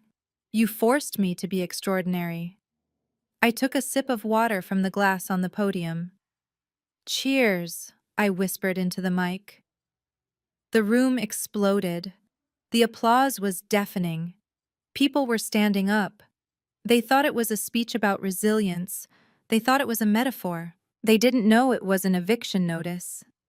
I stood there bathing in the applause, watching my family crumble on the high-definition screen. My father had his head in his hands. My mother was openly weeping, her makeup running in dark streaks down her face. Brad looked like he had stopped breathing. I had done it. I had stripped them naked in front of the elite. I had taken their shame and turned it into my crown. I walked off the stage. The stage manager was waiting with a towel, looking at me with awe. That was intense, Ms. Wilson, he said. It was necessary, I replied. I didn't stop backstage. I didn't go to the green room. I walked straight through the wings, down the corridor, and out into the main lobby of the hotel. I knew they would follow. I knew they couldn't help themselves. They were moths, and I was the fire. They would come to me begging, explaining, lying, and I would be waiting. I stood in the center of the lobby under the massive crystal chandelier. I checked my phone, a text from Sterling. All assets secured. The foreclosure notice is ready to be served. The FBI has the file on Brad. Just give the word. I put the phone away. I smoothed my dress. I waited. 5 minutes later, the double doors of the ballroom burst open. They spilled out like refugees from a disaster zone. Brad was leading, of course, his desperation giving him speed. My parents were right behind him, looking disheveled and frantic. Ebony was trailing, clutching her purse like it was the only thing holding her together. They saw me. They stopped. I stood there, the Queen of Chicago, holding the keys to their destruction in one hand and their salvation in the other. But I wasn't in the business of salvation anymore. I was in the business of liquidation. Hello, family, I said. I believe we have some business to discuss.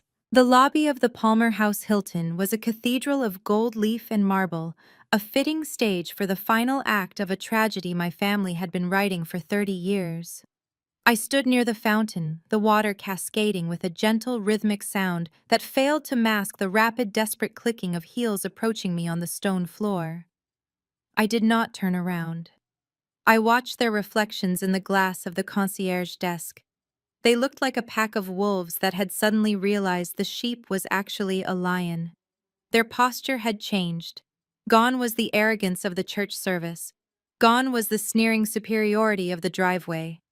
In its place was a frantic, terrifying eagerness. Nia. My mother called out. Her voice was pitchy, breathless. She sounded like she was greeting a long-lost friend at the airport, not the daughter she had slapped across the face 72 hours ago. She reached me first. She threw her arms open, aiming for an embrace. I took a single, precise step backward. Her arms closed on empty air. She stumbled slightly, catching herself on my father's arm. "Oh, baby," she gushed, recovering instantly. She clasped her hands over her heart, her eyes swimming with fresh, happy tears. "Did you see us? Did you see us watching you?" We were crying. We were just sobbing. I turned to your father and I said, "Marcus, look at her. Look at our girl. We knew it. We always knew you had this in you." I looked at her. The audacity was so physical it almost had a smell like rotting flowers. "You knew," I repeated. My voice was flat. "Is that why you called me a failure on Tuesday? Is that why you tried to sell my car?" "Oh, Nia, do not be like that," my father interjected. He stepped forward, putting a heavy hand on my shoulder. I shrugged it off immediately. He pulled his hand back as if he had been burned. "We were hard on you," he admitted, putting on his best pastoral voice, the deep rumbling baritone he used to solicit tithes. "But iron sharpens iron, daughter. We saw your potential. We knew you were drifting, focusing on the wrong things. We had to push you." We had to be the grit that made the pearl. And look at you now. You are a diamond. He beamed at me, waiting for me to thank him. He actually believed it. He was rewriting history in real time, convincing himself that his neglect and abuse were actually a masterclass in parenting. He wanted credit for my survival after he was the one who threw me overboard. We are just so proud, my mother added, reaching out to stroke the silk of my sleeve. She was checking the quality of the fabric. Founder, CFO. My goodness. Why did you hide it, honey? We could have celebrated you. We could have helped you. I laughed. It was a short, sharp sound. You stole my college fund to pay for a wedding. You tried to extort me for a down payment. The only thing you would have done with my company is liquidate it to buy Brad a boat. Brad cleared his throat. He pushed his way to the front of the circle. He had wiped the sweat from his forehead, but his eyes were still darting around, manic and greedy. He buttoned his tight jacket, trying to summon the ghost of the arrogance he had worn in my office lobby. Nia, look, he said, flashing a smile that was all teeth and panic. We got off on the wrong foot. Things were said, tempers flared. It is a high-stress environment, right? You know how it is. Finance is a contact sport. He laughed nervously. Nobody else did. But seeing you up there, he continued, gesturing vaguely toward the ballroom. It all makes sense now. The car, the attitude. You are a player. I respect that. Game recognizes game. I stared at him. He was actually trying to bond with me. And honestly, hearing about Aurora FinTech, I see a lot of synergy here, Brad said, his voice gaining speed. You are handling the tech side, the back end, the algorithms. That is great. But you need a face. You need strategy. You need someone who understands the street, the real markets. He took a step closer, lowering his voice to a conspiratorial whisper. I am willing to come on board, Nia. I am willing to let bygones be bygones. My calendar is packed.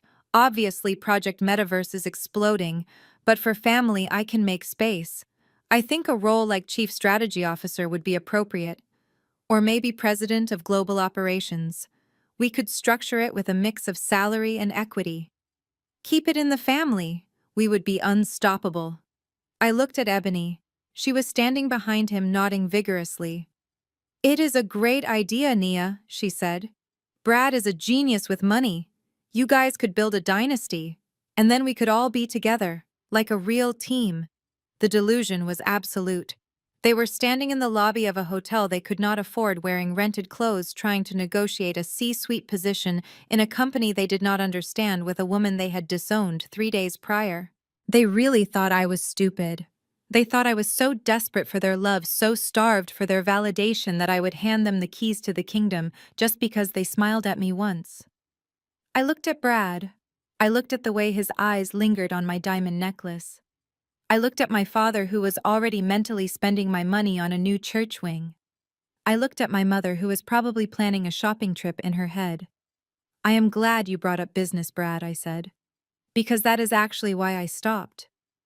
Brad's face lit up. He thought he had me. He thought the hook was set. Great, he said, rubbing his hands together. Let us grab a drink. Let us talk numbers. I have some ideas about leveraging your current liquidity to double down on crypto. No drinks, I said. I reached into my clutch. I did not pull out a checkbook. I did not pull out a contract for a job offer. I pulled out a black leather folder. It was slim, elegant, and terrifying. Brad's smile faltered. What is that? This, I said, tapping the folder against my palm, is the only business we are ever going to do. I opened the folder. I pulled out the first document. It was a summary of debts. You see, Brad? I said, my voice conversational, pleasant. When you came to my office and called me a whore, I got curious. I wondered why a man with such a big deal closing needed to harass his sister-in-law for pocket change. So I hired a forensic accountant. Brad's face went the color of old milk. I know about the gambling, Brad. I know about the offshore accounts that are empty. I know about the loan sharks in Jersey who are charging you 10 points a week. And I know about the Ponzi scheme you tried to sell my parents. My father frowned. What are you talking about? Project Metaverse is a solid investment. It is a template you bought online for $20, Dad, I said, not looking away from Brad. There is no land. There is no code. There is just Brad taking your money to pay off the men who are threatening to break his legs. Lies, Brad squeaked. She is lying. She is trying to ruin me. I pulled out the next document. It was a printout of the wire transfer. $200,000, I read. Transferred from the Wilson Family Trust to an account in the Cayman Islands controlled by Bradford Miller on Tuesday morning, and then 2 hours later transferred to a sports betting site and a private lender named Silas. My mother grabbed Brad's arm. Brad. What is she saying? Where is the money? It is gone, Mom, I said. He spent it. He rented a Lamborghini and bought you a purse to keep you quiet while he set fire to your retirement. Brad tried to back away, but my father grabbed his shoulder. His grip was iron. Is this true? My father roared. It was an investment. Brad shouted, his voice cracking. The market turned. I was going to make it back. You are a thief, my father snarled. He looked like he was about to strike him, but I wasn't done. I held up a hand. Save your energy, Dad, I said, because Brad isn't the only one with a problem. I turned the page in the folder. I revealed the document they had signed in the dark, the document they thought was their salvation. You signed a loan agreement, I said. A hard money loan, $200,000, collateralized by the house and the dry cleaning business, high interest, immediate default clauses.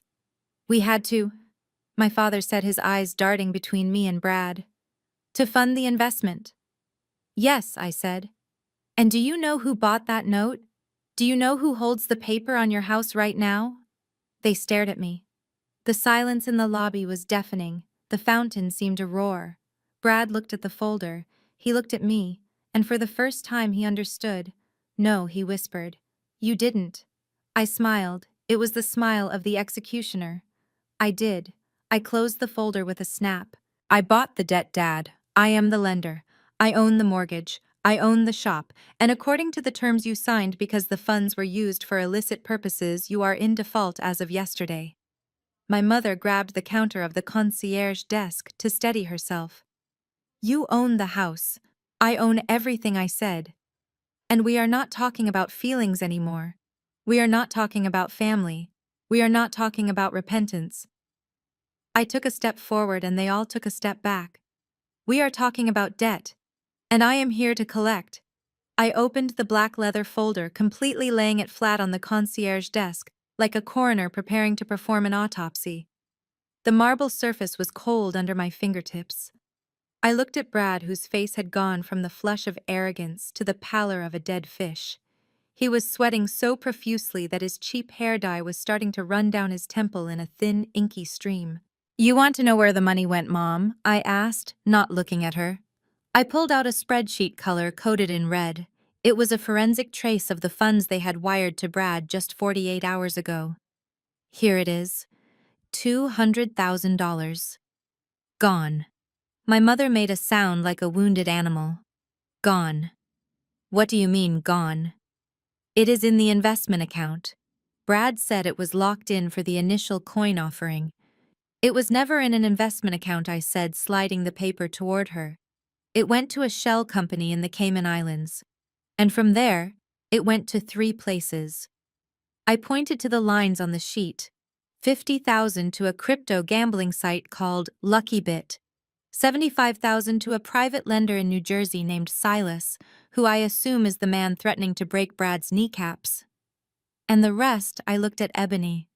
She was clutching her new Louis Vuitton bag so hard her knuckles were white. The rest went to a luxury rental car agency and the Neiman Marcus at Oakbrook Center. You are wearing your retirement fund, Ebony. That dress, that bag. That is Mom and Dad's equity. That is the dry cleaning business. That is the roof over their heads. Ebony looked down at her dress as if it had suddenly caught fire. She dropped the bag. It hit the floor with a heavy thud. It is a Ponzi scheme, Dad, I said, turning to my father. There is no metaverse. There is no land. Brad has been paying off old investors with new money for 2 years. And when he ran out of strangers to scam, he came for you. He cannibalized his own family to keep the lights on for 1 more week. My father looked at Brad. The betrayal in his eyes was absolute. He had worshipped this man. He had elevated him above his own daughter because Brad fit the image of success he so desperately craved. And now he realized he had bet the farm on a con artist. You stole from me, my father whispered. His voice was shaking. I trusted you. I gave you everything. I didn't steal it. Brad screamed, his voice cracking. It was a loan. I was going to make it back. The market just crashed. I just needed more time. You don't have time, I said. And you don't have the money. I turned the page in the dossier. This was the moment. This was the kill shot. But the money isn't the worst part, I said softly. The worst part is the collateral. I pulled out the mortgage assignment. The document was stamped and notarized. It was ironclad. You signed a hard money loan, Dad. High interest, short term, callable on demand if the lender suspects fraud or misuse of funds. My father was breathing hard, his hand clutching his chest. We can pay it back, he stammered. We just need to sell the business. We have savings. You don't have savings, I corrected him. You gave your savings to Brad 3 months ago. I saw the bank records. And the business. It is already leveraged. This loan was the last straw. You are overextended, Marcus. You are insolvent. I picked up the document and held it up so he could read the header. Lender Chimera Holdings, LLC. He squinted at it. I don't know who that is. Yes, you do, I said. I reached into my purse and pulled out a business card. It was black with gold lettering. Nia Wilson, CEO. Chimera Holdings. I dropped the card on top of the mortgage deed. I am Chimera Holdings' dad. The silence that followed was heavy enough to crush bones. My mother stopped breathing. Ebony let out a small, high-pitched whimper.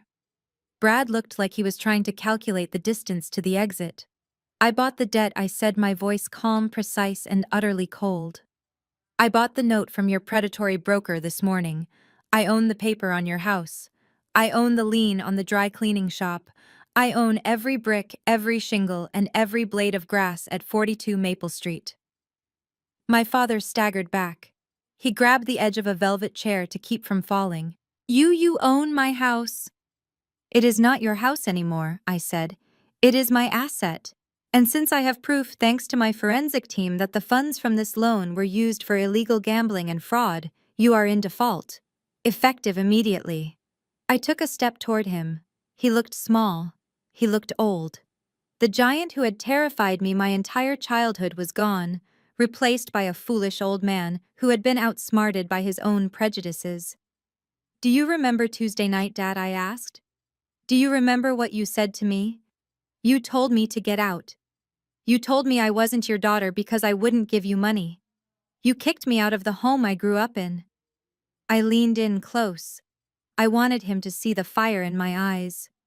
Well, now I am the landlord, and I have a very strict policy against tenants who assault me. I pulled a folded piece of paper from the back of the folder. It was a notice to vacate. You have 30 days, Marcus. 30 days to pack your boxes. 30 days to find a new place to live. And since you have no credit, no savings, and a mountain of debt, I suggest you start looking for a very small apartment. Maybe Brad can let you sleep in the Lamborghini before he has to return it. My father made a choking sound. His face turned a terrifying shade of gray. He clutched his chest with both hands, his knees buckling. My heart, he gasped. Beatrice.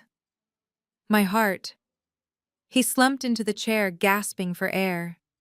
It was a mild angina attack brought on by the shock of his own hubris. I had seen him do this before when the church deacon board voted against him. It was real pain, but it was also theater. My mother shrieked. She looked at him, then at me, and then her eyes rolled back in her head. She swooned, collapsing onto the carpet in a heap of taffeta and fake pearls. It was a perfect faint. Too perfect. She made sure to land on the thick rug, not the marble. Mom, Dad, Ebony screamed, dropping to her knees beside them. Nia, look what you did. You are killing them. Help them. Call 911. I looked down at them, my father gasping and clutching his chest. My mother playing dead on the floor, my sister wailing like a banshee. I didn't move. I didn't reach for my phone. I didn't kneel. I stepped over my mother's legs. I walked past my father's chair. I am not calling anyone, I said. You wanted independence. You wanted to cut me off. Consider it done. You can handle your own emergencies. I walked toward the revolving doors. Behind me, the chaos was escalating. Hotel staff were rushing over. Guests were staring. But I didn't look back. And then the sound of sirens cut through the night air. Blue and red lights flashed against the glass of the hotel entrance. I stopped and smiled. I hadn't called an ambulance. I had called the FBI. The doors burst open and 6 agents in windbreakers marched into the lobby. They weren't looking for a heart attack victim. They were looking for a white-collar criminal. They walked right past me. They walked right past my parents on the floor. They walked straight to Brad, who was trying to blend into the wallpaper. Bradford Miller, the lead agent, barked. Brad tried to run. He actually tried to bolt toward the kitchen, but he tripped over his own feet and went down hard. 2 agents were on him instantly. I watched as they hauled him up. I watched as they slapped the handcuffs on his wrists. The metal clicked shut with a sound that was sweeter than any music. You are under arrest for wire fraud, securities fraud, and money laundering, the agent recited. Brad was screaming. Ebony was screaming. My father was moaning. My mother miraculously woke up from her faint to start wailing. I stood in the doorway, the cool night air hitting my face. I watched them dragging Brad away. I watched my family disintegrating into a pile of rubble. I checked my watch. 9 p.m. I had a reservation for a late dinner at a steakhouse with my team. We had a merger to celebrate. I turned my back on the wreckage of the Wilson family and walked out into the city. I was an orphan now, and I had never felt so rich. The metal cuffs clicked shut on Brad's wrists with a finality that echoed through the marble lobby of the Palmer House Hilton. It was a sound I would remember for the rest of my life, sharper than the clinking of champagne glasses, louder than the applause that had greeted me on stage. The FBI agents were efficient, their movements practiced and devoid of emotion. They pulled Brad to his feet, handling him not like the financial visionary he pretended to be, but like the common criminal he was. "You cannot do this!" Brad shouted, his voice cracking into a high-pitched squeal of panic. "I know my rights. This is a misunderstanding. I need to call my lawyer." "You do not have a lawyer, Brad," I thought. "You have a public defender in your future." One of the agents began reading him his rights, the Miranda warning cutting through the stunned silence of the hotel lobby. "You have the right to remain silent. Anything you say can and will be used against you." Ebony found her voice then. She did not look at her husband, the man who had lied to her and spent her future on rental cars and gambling. She looked at me. Her face was twisted into a mask of pure distilled hatred. "You did this!" she screamed, lunging toward me. A hotel security guard stepped in front of her, blocking her path with a raised hand. "You ruined us. You called them. How could you do this to your own family?" I did not flinch. I did not step back. I did not defraud investors. "Ebony," I said, my voice cutting through her hysteria. "I did not steal $200,000 from our parents. I did not forge loan documents. Brad did that. I just turned on the lights." "You are evil," she sobbed, collapsing against the concierge desk as the agents began marching Brad toward the exit. "You are jealous and you are evil. We were going to be happy. We were going to have everything. You were going to be homeless in 3 months when the loan sharks came to collect," I said. "At least in federal prison, Brad will have a roof over his head." My parents were still on the floor, huddled together like survivors of a shipwreck. My father was clutching his chest, his breathing ragged, but the medical emergency had clearly passed the moment the handcuffs appeared. Now he was just a man watching his legacy dissolve. He looked at Brad being hauled away, then at me standing untouched in my emerald gown. The cognitive dissonance was breaking him. He could not reconcile the daughter he had discarded with the woman who had just orchestrated the dismantling of his world. As the automatic doors slid shut behind the agents and Brad, the silence returned to the lobby. But it was not peaceful. It was the heavy, suffocating silence of a judgment rendered. I turned and walked out the side exit to my waiting car. I did not offer them a ride. I did not offer them money for a cab. They had to figure it out. That was the lesson they had tried to teach me for years. Now they could learn it themselves. The fallout was swift and brutal.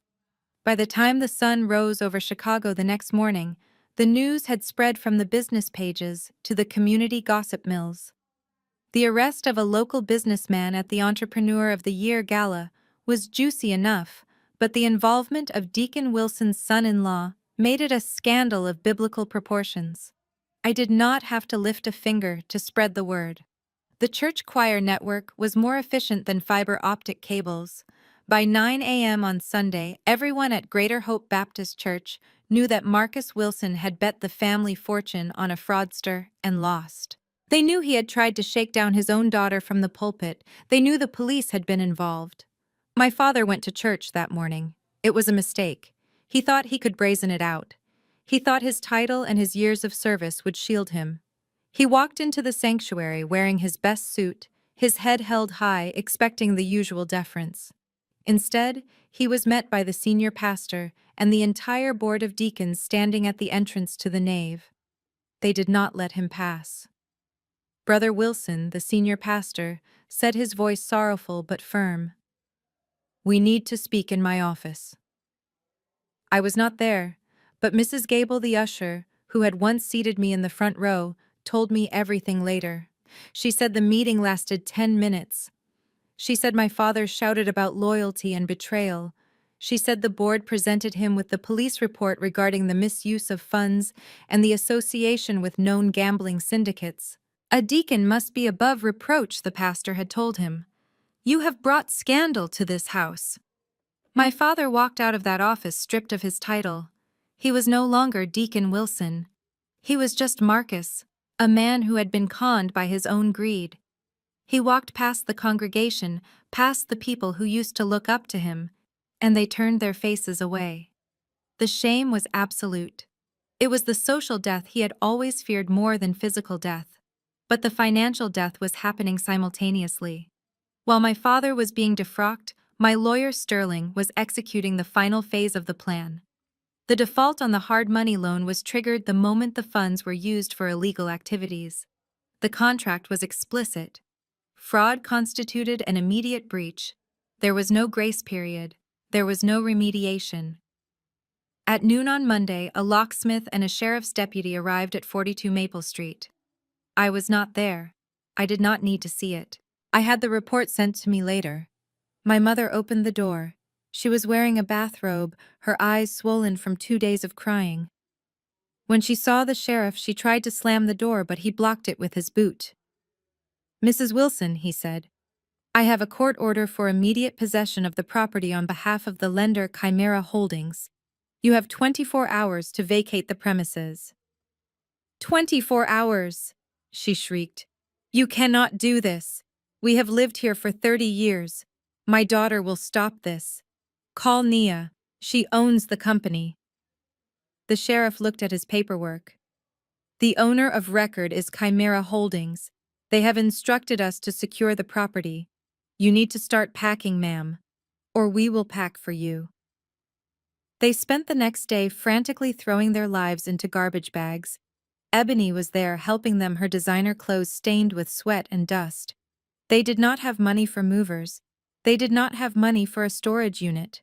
They had to take only what they could fit into my father's sedan and Ebony's leased SUV, which was likely next on the repossession list. They called me. Of course they called me. My phone logged 47 calls in 3 hours. I did not answer a single one. I sat in my office watching the stock ticker for Aurora FinTech, which had jumped 12% since the gala. I was making millions while they were fighting over who got to keep the blender. The locksmith changed the tumblers on the front door at exactly noon on Tuesday. The sheriff placed a neon orange sticker on the front window. Property seized. No trespassing. My parents stood on the sidewalk surrounded by black trash bags filled with clothes and photo albums. The neighbors, the people they had tried so hard to impress for decades, watched from behind their curtains. There was no dignity in it. There was no grace. It was just the ugly, raw reality of consequences catching up to bad decisions. They had no place to go. Brad was in a holding cell, unable to make bail because his assets were frozen, and his family had finally realized he was a liability. The luxury rental had been towed. The dream of the mansion in Oak Brook was dust. They ended up at the Starlight Motel on the edge of town, a place known for hourly rates and flickering neon signs. It was the only place that would take cash and didn't ask for a credit check.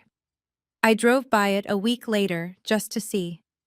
It was a low, dingy building with peeling paint and a parking lot full of rusted cars.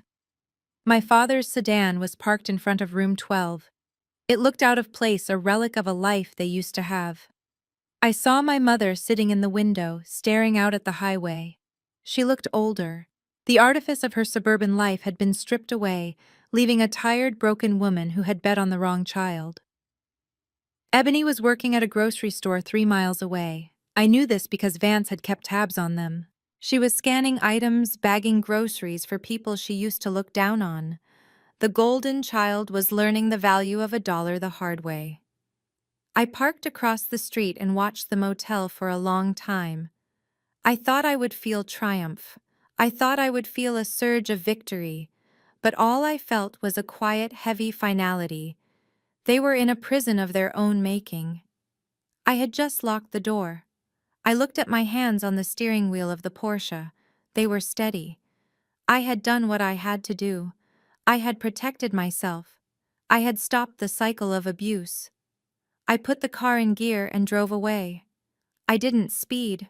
I didn't blast music.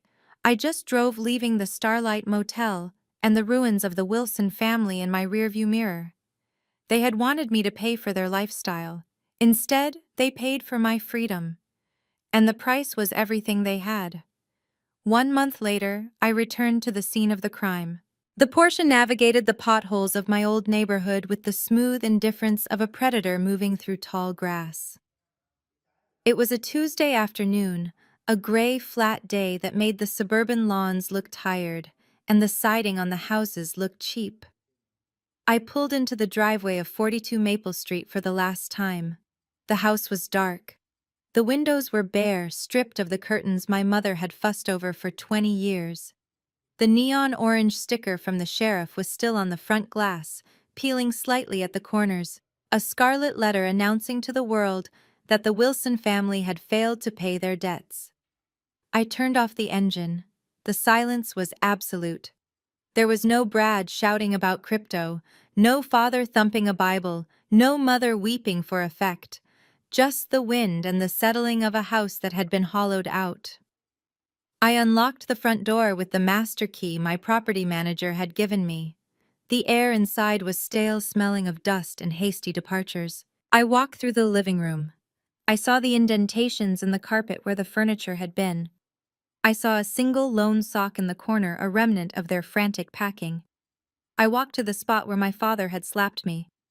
I stood there for a long time waiting to feel something. Anger, sadness, grief. But I felt nothing. It was just a room. It was just wood and drywall and paint. The power it had held over me, the fear of their judgment, the desperate need for their validation, it had all evaporated the moment I signed the purchase order for their debt. I walked into the kitchen. The table where we had eaten Thanksgiving dinners, where I had been ignored and belittled, was gone. The kitchen island where Brad had pitched his Ponzi scheme was bare. I ran my hand along the counter. I remembered the nights I had spent here washing dishes while Ebony watched TV, the nights I had studied for my SATs, while my parents planned Ebony's debutante ball. I took a deep breath. I wasn't here to reminisce. I was here to make a decision. My real estate agent, a shark named Caroline, who I had hired specifically for her lack of sentimentality, had sent me the appraisal. The market was hot. The land was valuable. I could flip it. I could rent it out. I could keep it as a trophy, a reminder of the war I had won.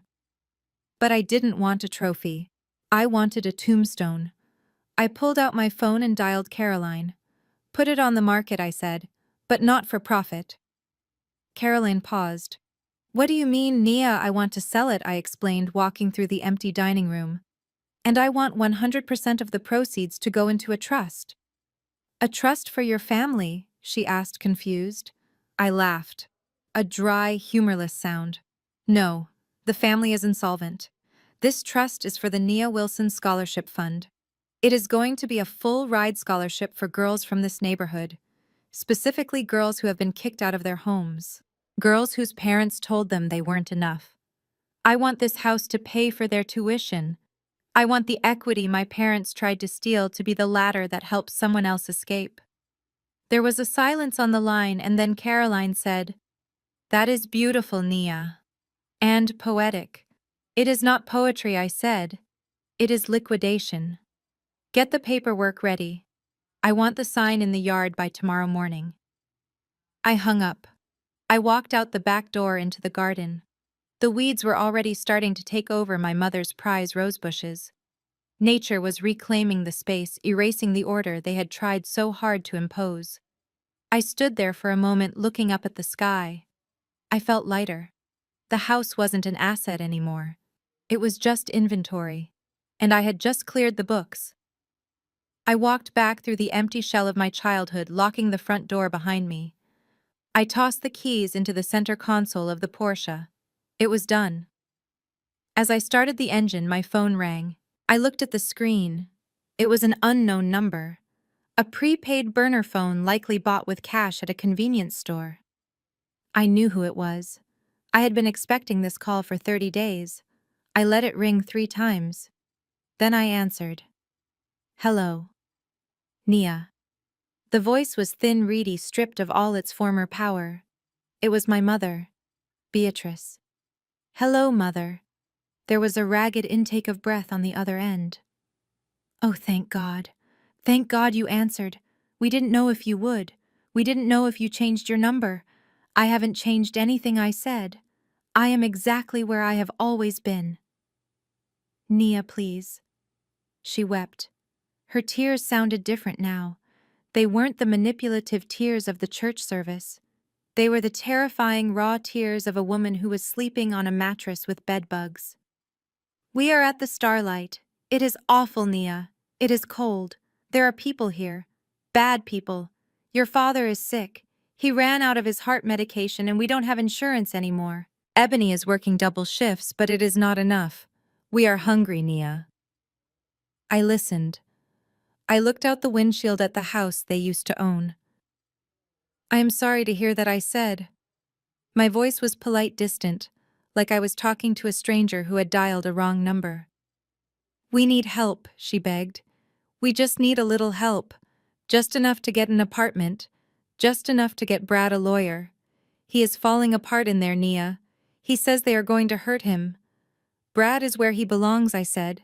And you are where you chose to be. How can you say that? She cried, a flash of her old indignation breaking through the desperation. We are your family. We are your flesh and blood. How can you sit in your penthouse and let us rot? Does your conscience not eat you alive? My conscience is clear, Mom, I said. I paid my debts. I worked hard. I built a life. You had a house. You had a business. You had a retirement. You gambled it all on a liar because you liked the way he looked in a suit better than you liked your own daughter. You bet against me, and you lost. Nia, please, she whispered. Just a few thousand, just to get us through the month. We learned our lesson. We know we were wrong. I looked at the dashboard of my car. The gas tank was full. The engine was purring. I had a meeting with my investment team in an hour. I had a date on Friday with a man who knew who I was and didn't ask for a dime. I have given you everything I am going to give, I said. What did you give us? She screamed, her voice cracking. You took everything. You took the house I gave you a lesson, I said. I paused, letting the words sink in. You always told me I needed to be independent. You told me to figure it out. You told me not to ask for handouts. You told me that struggle builds character. Well, Mom, I am giving you the greatest gift a parent can give a child. I am giving you independence. I am giving you the chance to pull yourself up by your bootstraps. Nia, you wanted me to be strong, I said. Now it is your turn. Enjoy the independence, Mom. You paid a high price for it. I didn't wait for her response. I didn't wait for the cursing or the begging or the prayers for my damnation. I pressed the red icon on the screen. The call ended. The silence returned, but this time it wasn't empty. It was full. It was rich. I popped the SIM card tray open on the side of my phone. I pulled out the tiny chip, the little piece of plastic that held the number they had used to summon me, to scold me, to extort me for a decade. I rolled down the window. I held the chip between my thumb and forefinger. It glinted in the afternoon sun. Goodbye, I whispered. I flicked it out the window. It disappeared into the overgrown grass of the lawn that was no longer mine. I put the car in gear. I didn't look back at the house. I didn't look back at the neighborhood. I looked forward toward the highway, toward the city, toward the skyline that I owned a piece of. I drove west into the setting sun. The light turned the sky a brilliant burning gold. I turned up the music. I felt the speed. I felt the power of the engine responding to my touch. They said blood was thicker than water. They were right. Blood was thick and heavy, and it could drown you if you let it. But I had learned to swim. I was an orphan. I was a villain in their story. I was the cold-hearted banker who foreclosed on her own kin. And I was free. The screen fades to black. This story is a powerful reminder that sharing DNA does not entitle anyone to your success, peace, or resources. Nia's journey proves that toxic loyalty is a debt you never have to pay. When those who should protect you become your predators, the most heroic act is to save yourself. True power isn't just about wealth. It is about the freedom to walk away from people who only value you when they can use you. Sometimes you must dismantle the foundations of a dysfunctional family to build a life of genuine dignity and independence. You are your own best investment. If Nia's absolute victory gave you the satisfaction you needed today, smash that like button and subscribe for more stories where the underdog takes it all.